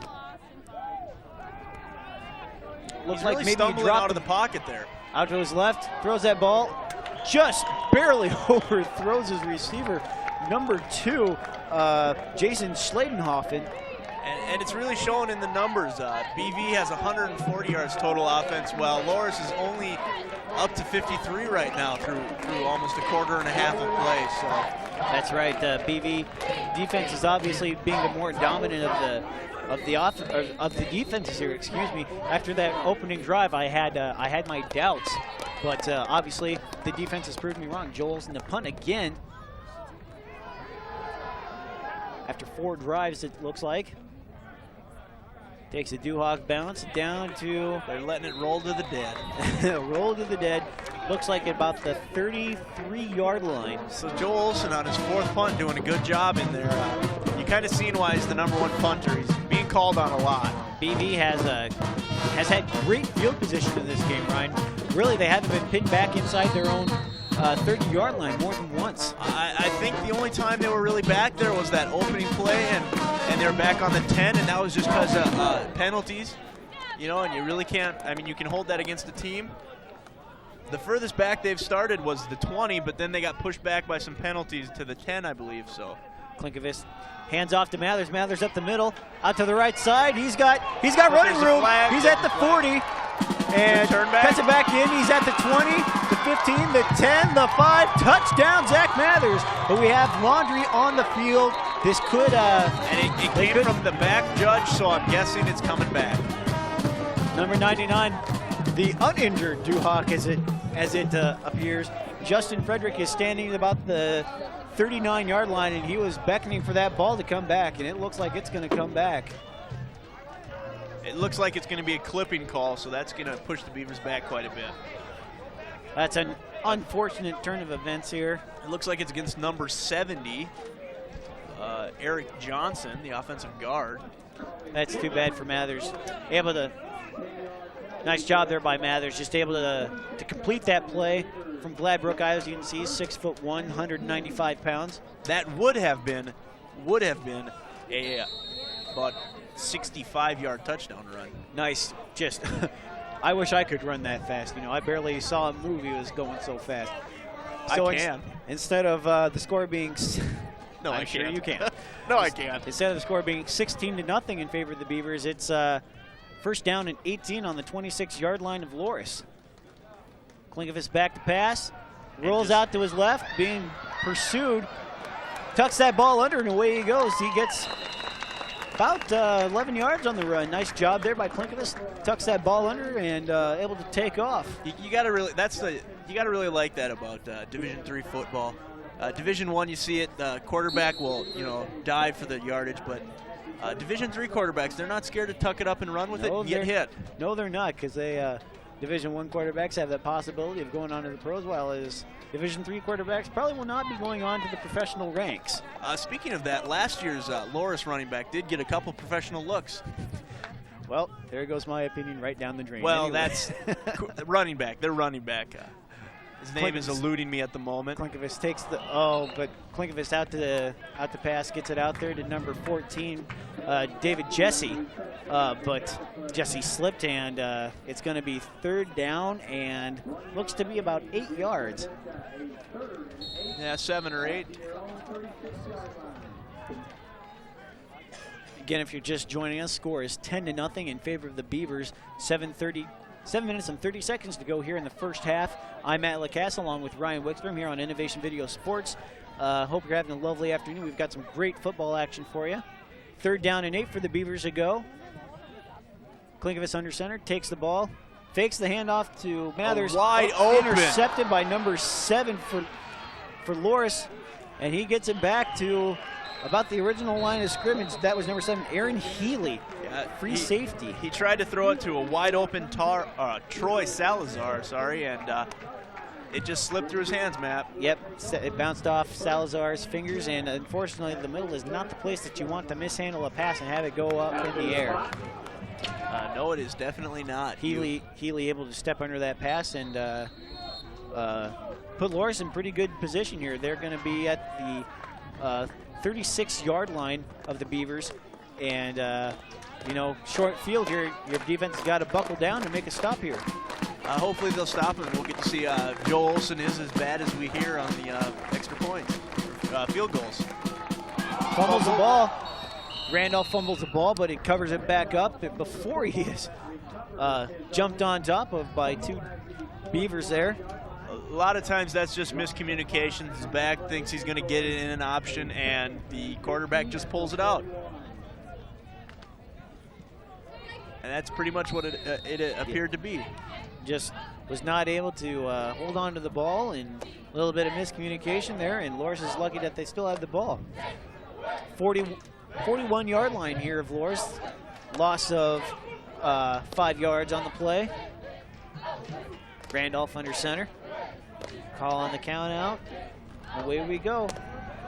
Looking to pass. Passes out to the left side there. Oh, Jeff Brennan with the intercepted by Jeff Brennan. What a play. Jeff Brennan's really stepped up. Yeah. He has 3 interceptions this year, I think. Real nice job there by Jeff Brennan. Looked like almost a one-handed catch.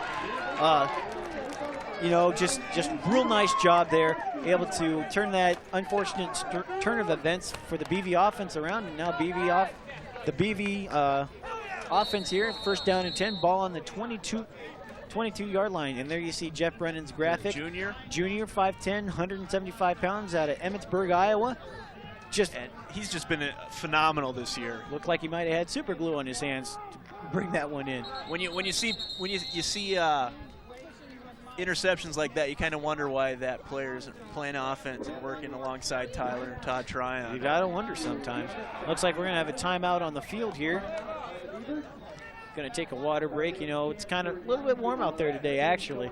Mid-October, it's starting to get a little bit chilly, but this past week it's been kind of warm. Earlier in the week, that was the big worry that it was going to be rainy and cold today, and looks like the cheerleaders are throwing out some dolls now. Who wants one? Everybody jumping all over the place, and we've got a real game on our hands here. 10-0, kind of a defensive struggle here. The Beavers have broken it out lately with a couple of huge plays. Zach Mathers should have had a 65-yard touchdown, but it was called back because of flipping, and the Beavers ended up turning it over on an interception. But just lately, Jeff Brennan was able to de-intercept that.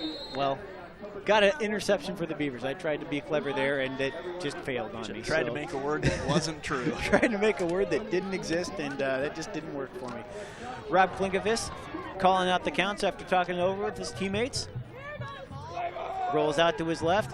Passes deflected, but drops safely onto the ground for the Beavers. So and for Loras, that was a lucky break because the big playmaker Tyler Tryon was standing there right behind that wide open. Yeah, he was. Nobody within 5 yards of Tryon, and you give him just a little bit of space, and he can bust a move on you, and away he goes. He can really hurt you. He's really great at catching the ball, and once he catches it, he's really good at taking off with it and gaining some speed on it and getting as many yards as he can. Klinkovich under center again. Drops back, fakes the handoff to Mathers. Mathers drops the ball. That was a intended screen play for Zach Mathers.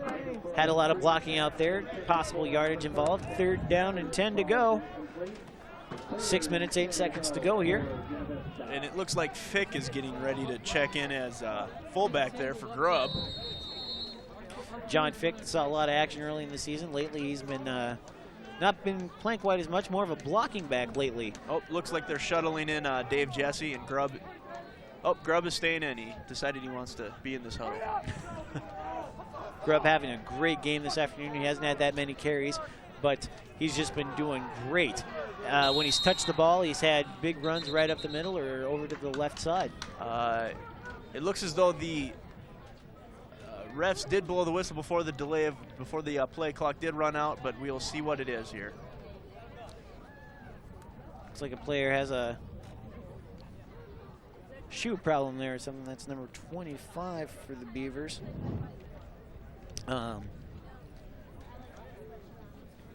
Brent Mackey. I should know that number by now, wouldn't you think? And there you can see Hadacek and Jovanovic, the backup quarterback, and Klinkenfuss are all having a conference down there on the sidelines, trying to find out what went wrong there. Miscommunication there. Got to make sure everything's running smoothly with your quarterback. Know what plays is going on, and because if you don't, you saw what happened earlier with Loras, miscommunication and nearly a fumble, and then it ended up being an interception for Jeff Brennan. Yeah, when you start getting turnovers and things that should be turnovers, it just starts hurting your team, and you lose your concentration and you just don't think. I get a nod. Think of this under center. Pulls back out to the left side. Deep to Brent Mackey. Brent Mackey overthrown, but not by much. Just barely let him out of bounds, did Rob Klinkenfuss. Nice pass, but just a tad bit overthrown. That's a what if play. That is a what if play. You know, what if Brent Mackey was only a couple inches taller? Brent Mackey catches that ball. I tell you what, Beavers are out at the 50-yard line and in good shape. 4th down and 10 instead, and Beavers with will have to punt possibly again. an extra 6 with only Green in front of him. Indeed, indeed. We got a real kick this time. Mike Behrens punts that ball down at about the 31-yard line. That was number 10, Greg Skelly. Greg Skelly with the reception there. Gets it out to about the 40-yard line, looks like. Looks like they'll mark it at about the 41-yard line. If you're Loras right now, 5 minutes, 51 seconds here to go in the first half. You want to get some kind of points on the board here in the first half, Ryan. Going into that locker room, yeah, it's always nice to. Yeah, you really want to have that extra momentum going back into the second half. Loras gets the ball at the beginning of the second half, so that could factor in here. You keep that in mind. And as you can see, the special teams has entered into it. Joe Olson's had 4 punts, and we've seen Mike Behrens quite a few times. And it seems to be that the number 1 punter in the conference isn't really living up to it, and it seems like Mike Behrens is doing a little better job. We've seen both punters quite a bit today. Olson has punted twice, had one fantastic punt, and the other one wasn't quite what we expected, but he's getting his job done nonetheless. He's pinning the Beavers fairly back ways. Anyway, Nick Smith gets about a 5-yard gain. No, excuse me, about a 10-yard gain for Loras. Nice play there, got some blocking, able to push some Beavers back and out to the right side, and away we go.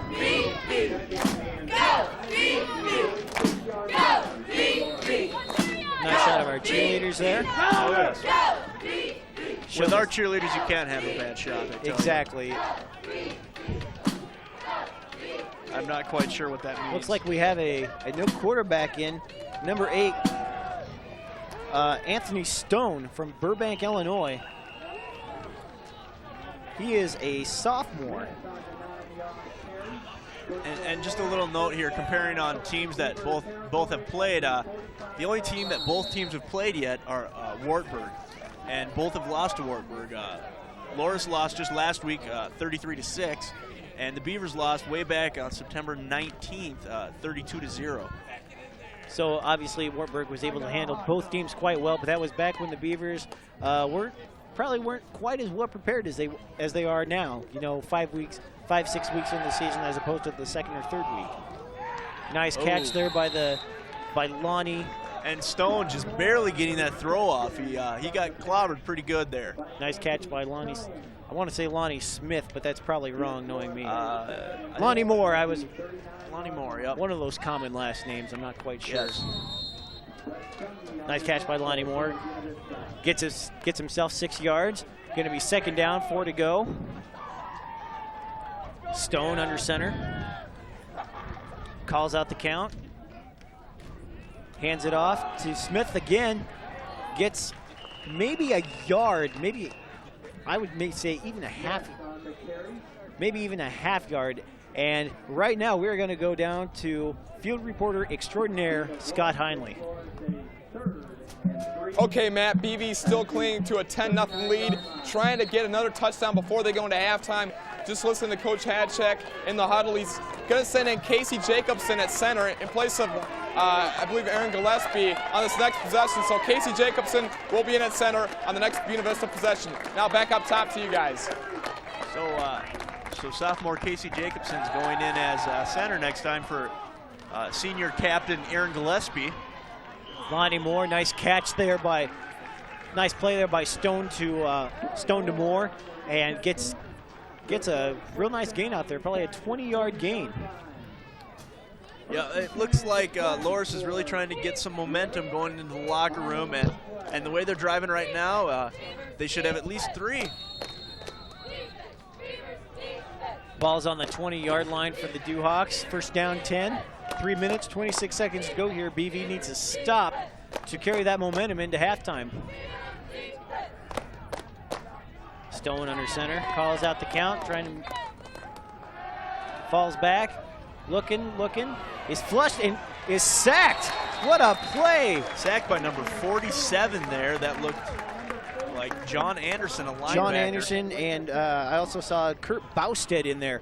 Nice play by the Beavers, able to penetrate that offensive line, get in there, and sack Anthony Stone for a loss of, looks like, about 7 or 8 yards on the play. That's one thing. If you look at every single play of this game, someone of the line is in the backfield, usually before the back gets out of there or the quarterback gets a chance to get out.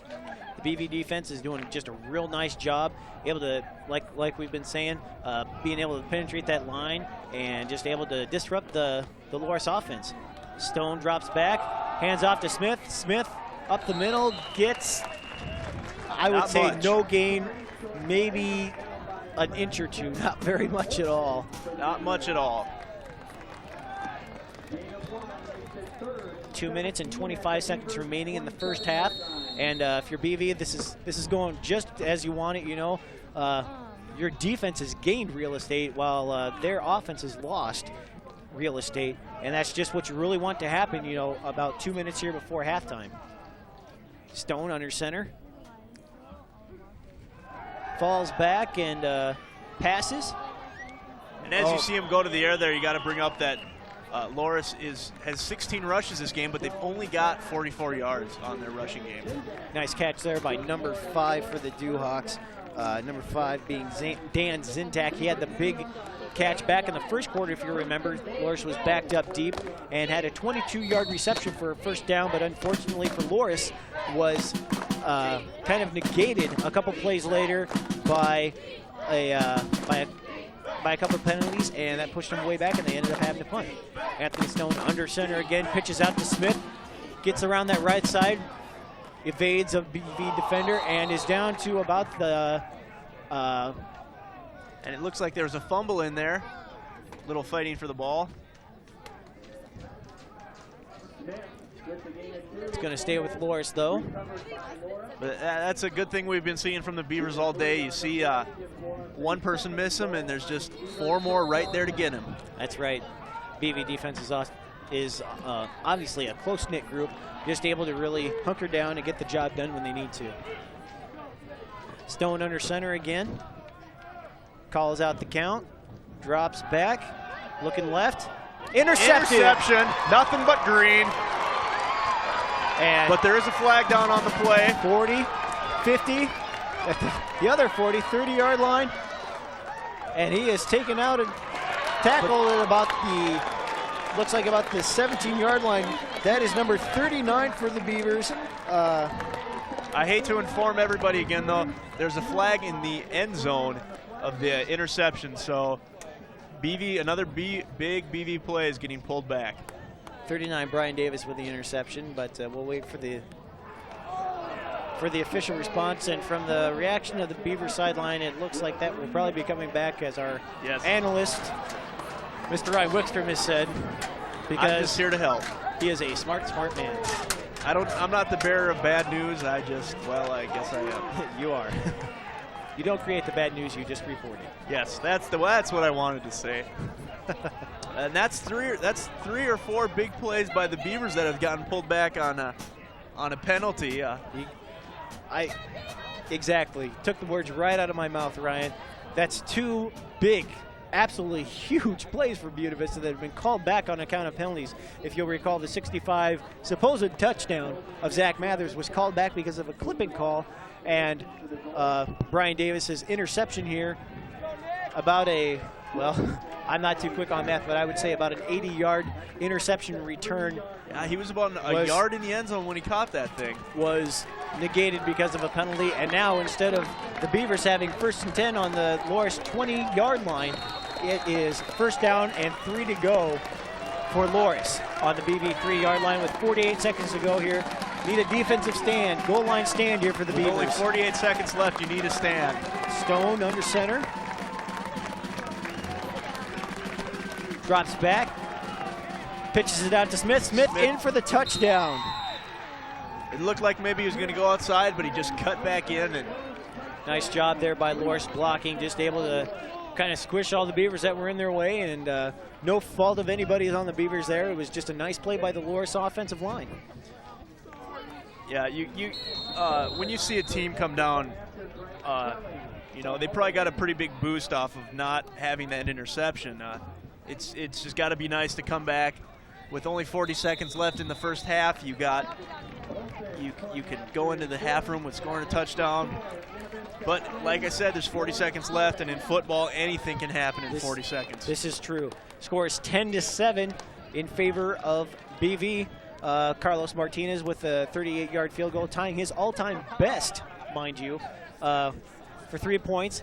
And then Brent Mackey with an incredible reception, just wide open, but just as Scott Heinley told us, my God play with Coach Hadacek.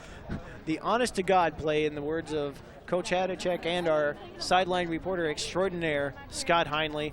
The swear-to-God play, tell you what. And you have to be happy when they just do score a touchdown, but you're still up. Nick Smith able to get a 3-yard rush there, bust his way over some Beavers and in for the touchdown. And that's where we stand. 10-7 is your score. 43 seconds to go till halftime. Joe Olson lines up, ready to give the Beavers a kickoff. This is the first time we've really seen Joe Olson since kickoff, anyway, since the beginning of the game. Taken by the Beavers. Gets through. Dodges a couple tacklers, and he's out to the 35-yard line. Nice play there. Number 41 for the Beavers. Number 41 Ben being Smith. Ben Smith. Quite He's also been on some big tackles today. Yes, he has. Able to juke and jive his way around the field, if you will. Kind of makes you wonder after that last touchdown if they're still putting in the sophomore at center. I can't really see he'd be in the middle of the huddle. Look for number 62, Casey Jacobson. That could be a factor. You know, you've got a senior center. But yes, I see Aaron Gillespie down on the sideline, so Casey is out there. Jacobson is in at center. That could factor in later on in the game if Gillespie remains out. Mathers gets the handoff up the right side, gets maybe a yard or two. Yeah, maybe can bring in Gillespie back in after he's had a breather, and the Loras defensive linemen are kind of out of breath. You can only hope for the best. Yes, we can. Nice job there by Mathers, able to get as much as he could out of that. He just met about the entire Loras defensive team there, and he still got about 2 yards out of it. It looks like they're just going to let the clock run out now as the Beavers are leaving the field, all 120 of them. At halftime, your score is 10-7 in favor of the Buena Vista Beavers, but I would have to say that Loras has the momentum going in the locker room here. They had last blood My name is Matt Lacasse. I'm along with Ryan Wickstrom. We're going to take a 2-minute break and come back with some highlights for you. Thousands of women will lose a child to AIDS simply because they didn't get an HIV test when they were pregnant. You see, there's now treatment that can help stop the spread of HIV from mother to baby, which gives children of HIV-infected mothers something they never had before: a chance. If you're pregnant, please get an HIV test.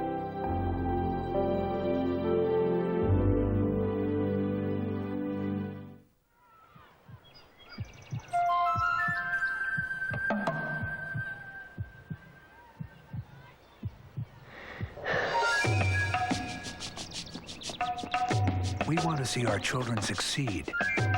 But setting easy goals for our kids creates the toughest obstacle they'll ever face. Because succeeding in the real world isn't easy. Help the effort to raise standards in America's public schools. Call 1-800-96-PROMISE. My son Daku was riding a motorcycle when he was struck by a car. I had spoken to him previously about donating his organs, and it made it so much easier for me to make the decision. I knew that this is something that he wanted. I didn't have to feel guilty about making the decision, doing something that he may not have wanted. Every day I tell people, talk it over. You must let people know what you want. Do you think you have the power to change the world? I can change the world one child at a time. I know I can make a difference in those children's lives. I teach. I teach. Yes, they're teachers, but to the kids they reach, they're heroes. I teach. Do you have the power to wake up young minds, to be someone's hero?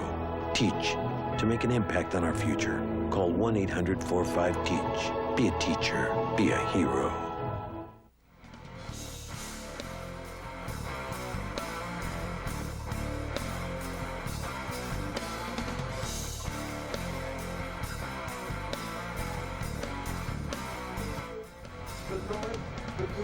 The arms of Josh Cole and Jeremy Garrett over there, and if she does, she wins a free Buena Vista football t-shirt, I think.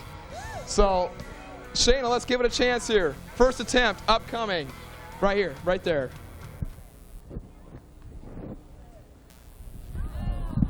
Just a bit short. And she's got to shag her own balls here, so. Hey, let's give her a little bit of support here. Let's go. Woo!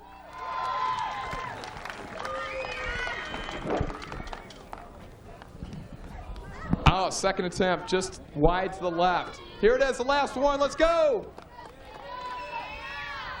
Oh, just short. Shayna, hey, give everybody Shayna Manning a round of applause. All right. Okay, back up to you guys for the rest of the halftime show. All right, well, I guess we came in a little late there, but that was Scott Heinley doing our little innovation video halftime quarterback game. Thank you very much, Scott. That was quite entertaining. I tell you what, she threw the ball much better than I can, that's for sure. Oh, jeez, I'd be lost. Okay, we got some quick halftime scores here. Halftime stats, your score is obviously 10-7 in favor of the Beavers. First downs, the Beavers have 4, while Loras has 7. Rushes for yardage net, Beavers have 15 rushes for 80 yards, while Loras has 21 rushes for 29 yards. So the BV defense is obviously forcing Loras to run the ball, and when they run the ball, the Beavers are just not allowing them very much yardage at all. And it was quite helpful to have that one run by John Fick for 35 yards on the fake punt, I think. Passing yardage here, 64 for Buena Vista and 81 for Loras. So Loras is passing the ball quite a bit. They've had a few more completions, and they're just doing a real nice job there on the passing. Beavers have attempted 12 and have completed 5 and 1 interception, and Loras has attempted 12, completed 6, and also has 1 interception. Total offense, plays, and yards, 27 plays for BV, 144 yards, 33 for Loras, 110 yards. Fumble returns, none, obviously, since we haven't had any fumbles.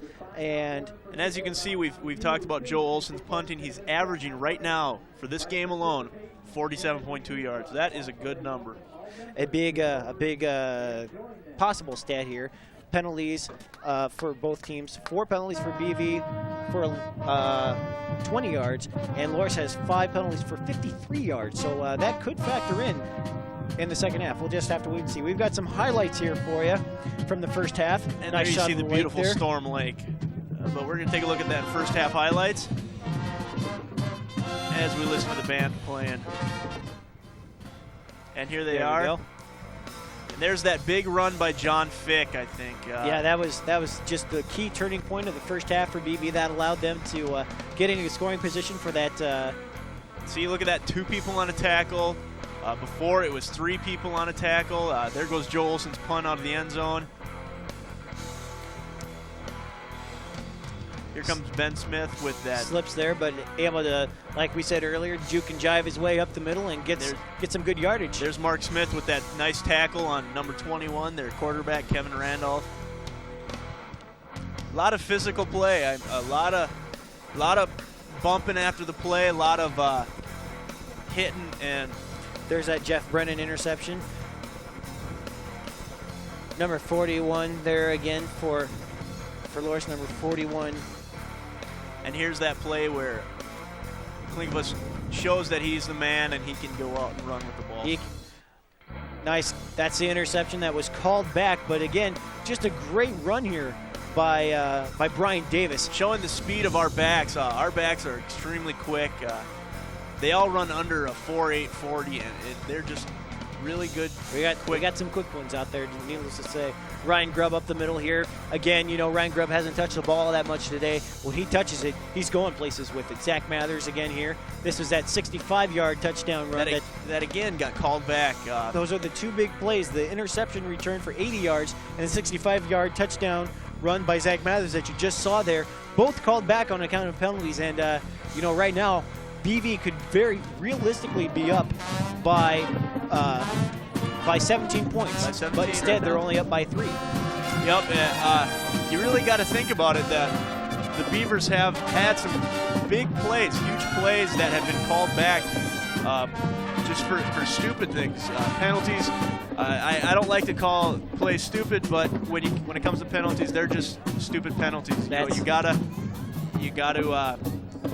You just got to use your head when you're playing football. It's a mental game as much as a physical game. That's exactly right, Ryan. We're going to take another 2-minute break here. Come back. It's a beautiful afternoon for football. I'm Matt LeCastelon. Okay. Sorry, I was just informed that we do not have a 2-minute break. Okay. Terribly sorry about that. Well, it seems the wind has picked up, though, since halftime has started, so we're going to find out what it's like. Let's look. Okay, well, it looks like we are going to go to a break. 30 break instead of a 2-minute break. Excuse me. We'll be back right after this. One of the reasons lions roar is to warn threatening bachelor males from other prides to stay away from their young. Here, a lion cub gets a lesson in proper roaring from its father. Teaching this behavior is not just crucial to the pride, but also to the survival of the species. Just a reminder how important it is for fathers to spend time with their children. Here's my nephew Scruff, about to run into trouble again. Hey, Bobo, where's your video game? In here. Oh, look at this. Uh-oh. It's my dad's. You want to hold it? What'll I do? You'll see, but that's not the only problem he has. Hey, here's a shortcut. Not down there, Square. I don't think it's safe. Come on, the coast is clear. I'm not taking a chance, Lance. Oh, no. Well, hello, Dogface. Come to give us your sneakers. Uh-oh, trouble again, Scruff. What are you gonna do now? I don't know. If you get my new comic activity book, More Adventures with Scruff, you'll find out what you can do about bullies, drugs, and guns. Am I the hero again? You'll see. And you'll see lots of games. Cool. For your free copy of my new comic activity book, write Scruff McGruff, Chicago, Illinois, 60652. Scruff McGruff, Chicago, Illinois, 60652. And you'll be helping take a bite out of crime. I want it.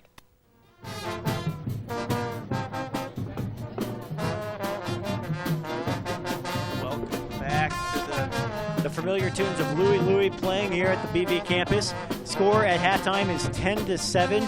Loras goes into the locker room with just a little bit of momentum. They were the last team to draw blood in this first half with a 3-yard run by freshman Nick Smith, just able to plow his way into the end zone, and that's your score right now, 10-7. And Matt, right now I think we should take an opportunity to do what we didn't get to do the pregame. Let's take a look through the Iowa Conference and what's going on in the Iowa Conference football right now. We did mention Central and Co. Out in Clark Stadium in Cedar Rapids. I believe that's at Co. The Dutch are taking on the Co-Hawks, and they're both teams are phenomenal. Both teams are rated in the top 5 of the nation this week. Got to be a great matchup there. The co-running back's named Seth Wallace. I went to high school with him, and he was quite a high school football player. Always tops in the conference, if not the state. And obviously he's doing a fantastic job over there at Co. You know, he's just been a big part of their offense. You know, had a few touchdowns, and he's just been doing real well over there for them. That's what you look at. Yeah, Central is number 3 in the nation. Co is number 9. Other games that are key are Simpson and Wartburg. There's a good game. There's another good team. 24-25 in the nation.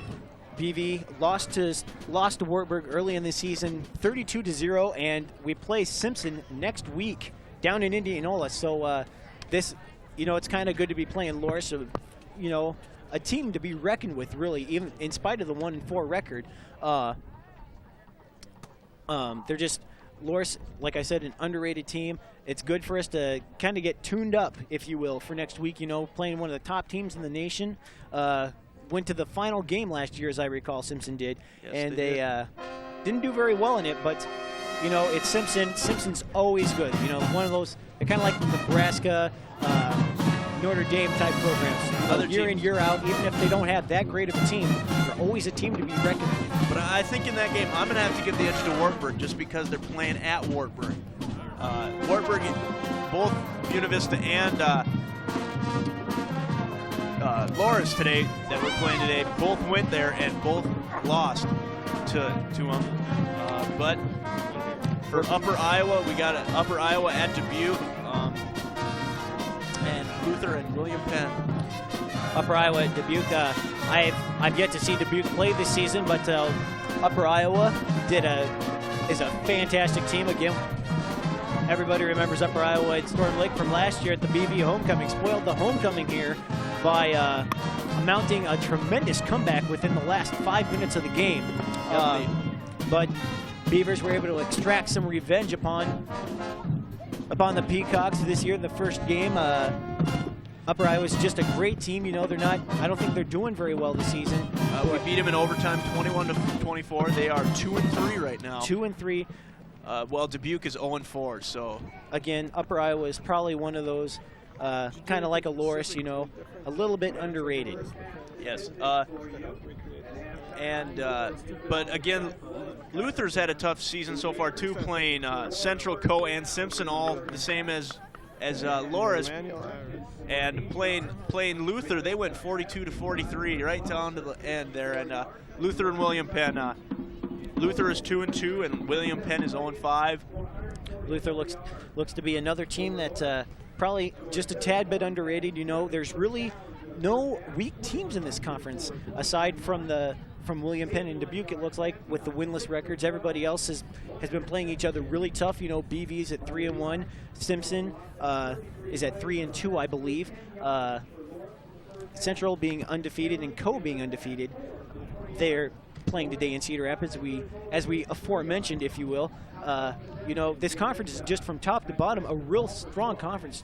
Joe Hadacek, head coach of the Beavers, was commenting early in the season, like in the preseason, back in August. He said that the Iowa Inter Athletic Conference is quite possibly one of the top conferences in the nation, if not the top conference in the nation this year. We have 4 out of the top 30 teams, 4 out of the top 25 actually, with Simpson and Wartburg and Co and Central all being ranked. A couple of them, and all of them are playing each other this weekend. It's a big weekend for the Iowa Conference. We have 3 undefeated teams, and Definitely by today we might possibly only have 2 left, or possibly even 1 with Simpson playing Wartburg. You're going to have at least 1, that's for sure. And we're going to look at some other BV sports now. Cross country yesterday was at Wartburg for the Invitational. I heard they finished 2nd out of 7 teams. That's pretty good. I tell you what, I wouldn't have the courage to run 3 miles. Oh, me neither. That is coached by Keith Schmidt there. He's also the track coach. And the golf squad, let's see, the golf squad is playing at the Midwest Golf Invitational in Waverly, Iowa today. Which is Wartburg again. I guess Waverly's just a place to be in Iowa today. And the men's and women's golf, soccer teams are heading up and suiting up and playing out at the Field of Dreams in Storm Lake today. They are playing Cornell, who we played last weekend in football and handled. My good friend and roommate Matt Sage is part of the soccer team. He's real positive, thinks they've got a real good team. They've only had 1 loss, and that was in overtime, unless I'm mistaken. You know, again, Sage just can't give enough praise about that soccer team of his. He's really excited about their season so far and thinks that they could be a real contender come the end of the season. And that game starts at 3 o'clock, so I guess it hasn't started yet. And here we got a shot of the 4 captains, who are Mark Smith, Ryan Grubb, Aaron Gillespie, and Matt Kincaid coming out. You know, and those are the captains of your team. You got to be happy with your team. Women's soccer is also playing today. They are also playing Cornell. They started at 1, so their game is more than likely already over. Right in between games there. We've got 4 minutes and give or take 15 seconds till the second half begins here. Again, going back to the game here, Ryan, Loras kind of has the momentum going back into the second half. You know, they're going to have the ball, and so I'm sure Joe Hadacek really told his defense at halftime, all right, guys, I need you to step up here.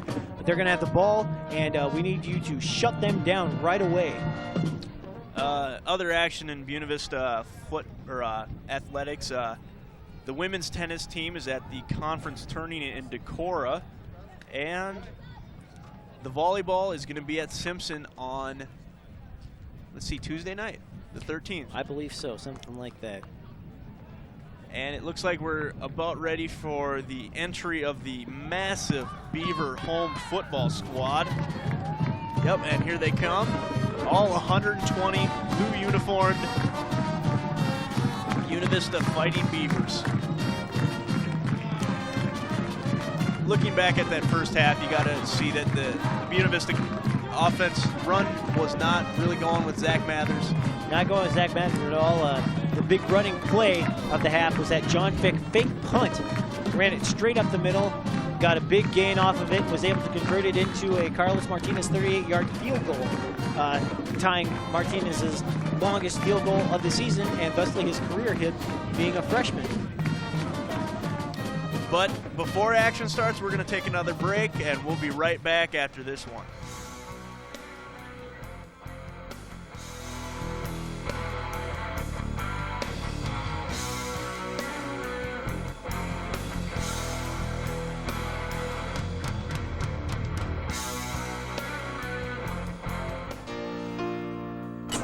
"20 kids.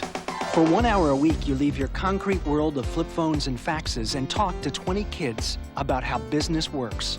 They will question everything, but those 20 kids will talk to 20 more. So by Saturday, what you said on Thursday could be halfway around their world. You get to make a difference. Could just make the rest of your week pretty dull. That's the new JA, teaching kids how business works." I hang out with a pretty trashy circle. The circle that helps this circle by recycling trash. We sort glass, plastic, separate cans, stack newspapers and magazines. Now, thanks to us, there are lots of products made from things we've already recycled. This cereal box wants your Sunday paper.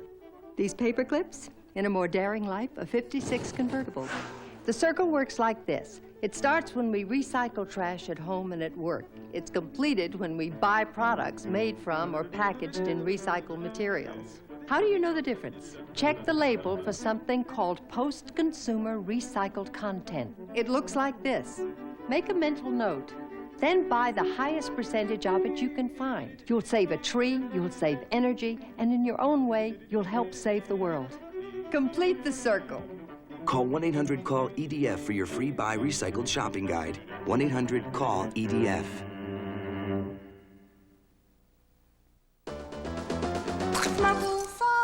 Only you can prevent forest fires. And it's true. We know we can count on you to do what Smoky says. drown your campfires with water. Make sure it's totally wet. Then stir and drown again. We know we can count on you to do what Smoky says. Only you can prevent forest fires. Back here at J. Leslie Rollins Stadium, I'm Matt LaCasse along with Ryan Wickstrom this afternoon. We are your host for this Beaver football blast, if you will. After that interesting halftime. After that interesting halftime, to say the least. Implementing the Innovation halftime quarterback, Innovation Video halftime quarterback with a non-winner this week. Martinez to kick the ball off. Away it goes. Into the end zone goes number 26. Brings it out. He's at the 5-yard line. Gets around the corner. Out to about the 23-4-yard line goes number 24 for the Dewhawks. That'd be Joel Cox, a linebacker. Linebacker taking snaps out there. Well, not necessarily snaps, but receiving kickoffs. That just shows the diversity of some players that are out there. Couldn't have said it better myself. Let's go Beavers. Oh, yes. As the crowd is really getting into this game and cheering on their team. Again, I'm sure Joe Hadachek said something to the effect of, okay, guys, we need to buckle down here real early in the second half and stop this Loras momentum. Here comes Nick Smith around the right side, and he is fallen upon by a host of Beavers at right about the 33-yard line. And, gain of about 3 or 4 yards. Loras has really seemed to turn to Nick Smith rather than Terrence Pirtle. But right now we're going to go down to a field report with Scott Heinley. Okay, guys, penalties have been Buena Vista's own worst enemy. Right now, the score 10-7. It was going to the third quarter here, but it could be a lot more. Beavers could have a couple more touchdowns on the board. Buena Vista only penalized 4 times for 20 yards in the first half, but it actually was more like 4 times for 180 yards when you throw in Zach Mathers' 77-yard run that got called back, plus the interception return that Brian Davis got all the way back to about the other 30-yard line, and then a couple plays later, Loras scored. So right now, Buena Vista having big plays, but shooting themselves in the foot by getting penalties. Coach Hadachek said in the locker room, guys, we need to just straighten that out. We can continue making the big plays. Let's get on this team. Let's get on them early in third quarter, and we'll be well on our way for the win. Back up top to you guys. Yeah, thanks, Scott. Penalties hurt you a lot there. Yeah, they do. Penalties always come back to bite you, it seems like.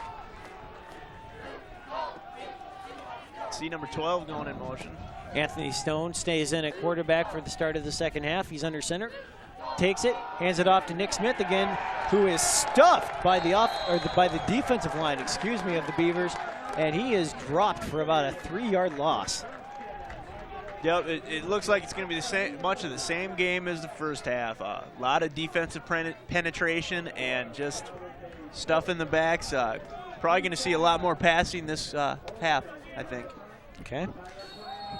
Joe Olson back to punt. He's standing on his own 10-yard line. Looks like Jeff Brennan, I can't quite make out the other player's number, are back to receive the ball. Looks like Tyler Tryon.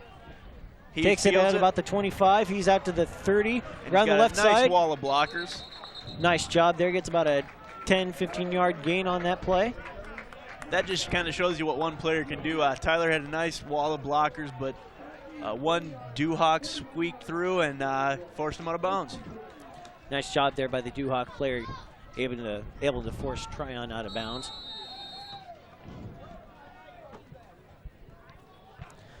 Tryon is out wide left. Troy Salazar wide right. Mathers and Grubb in the backfield. Klickoff under center.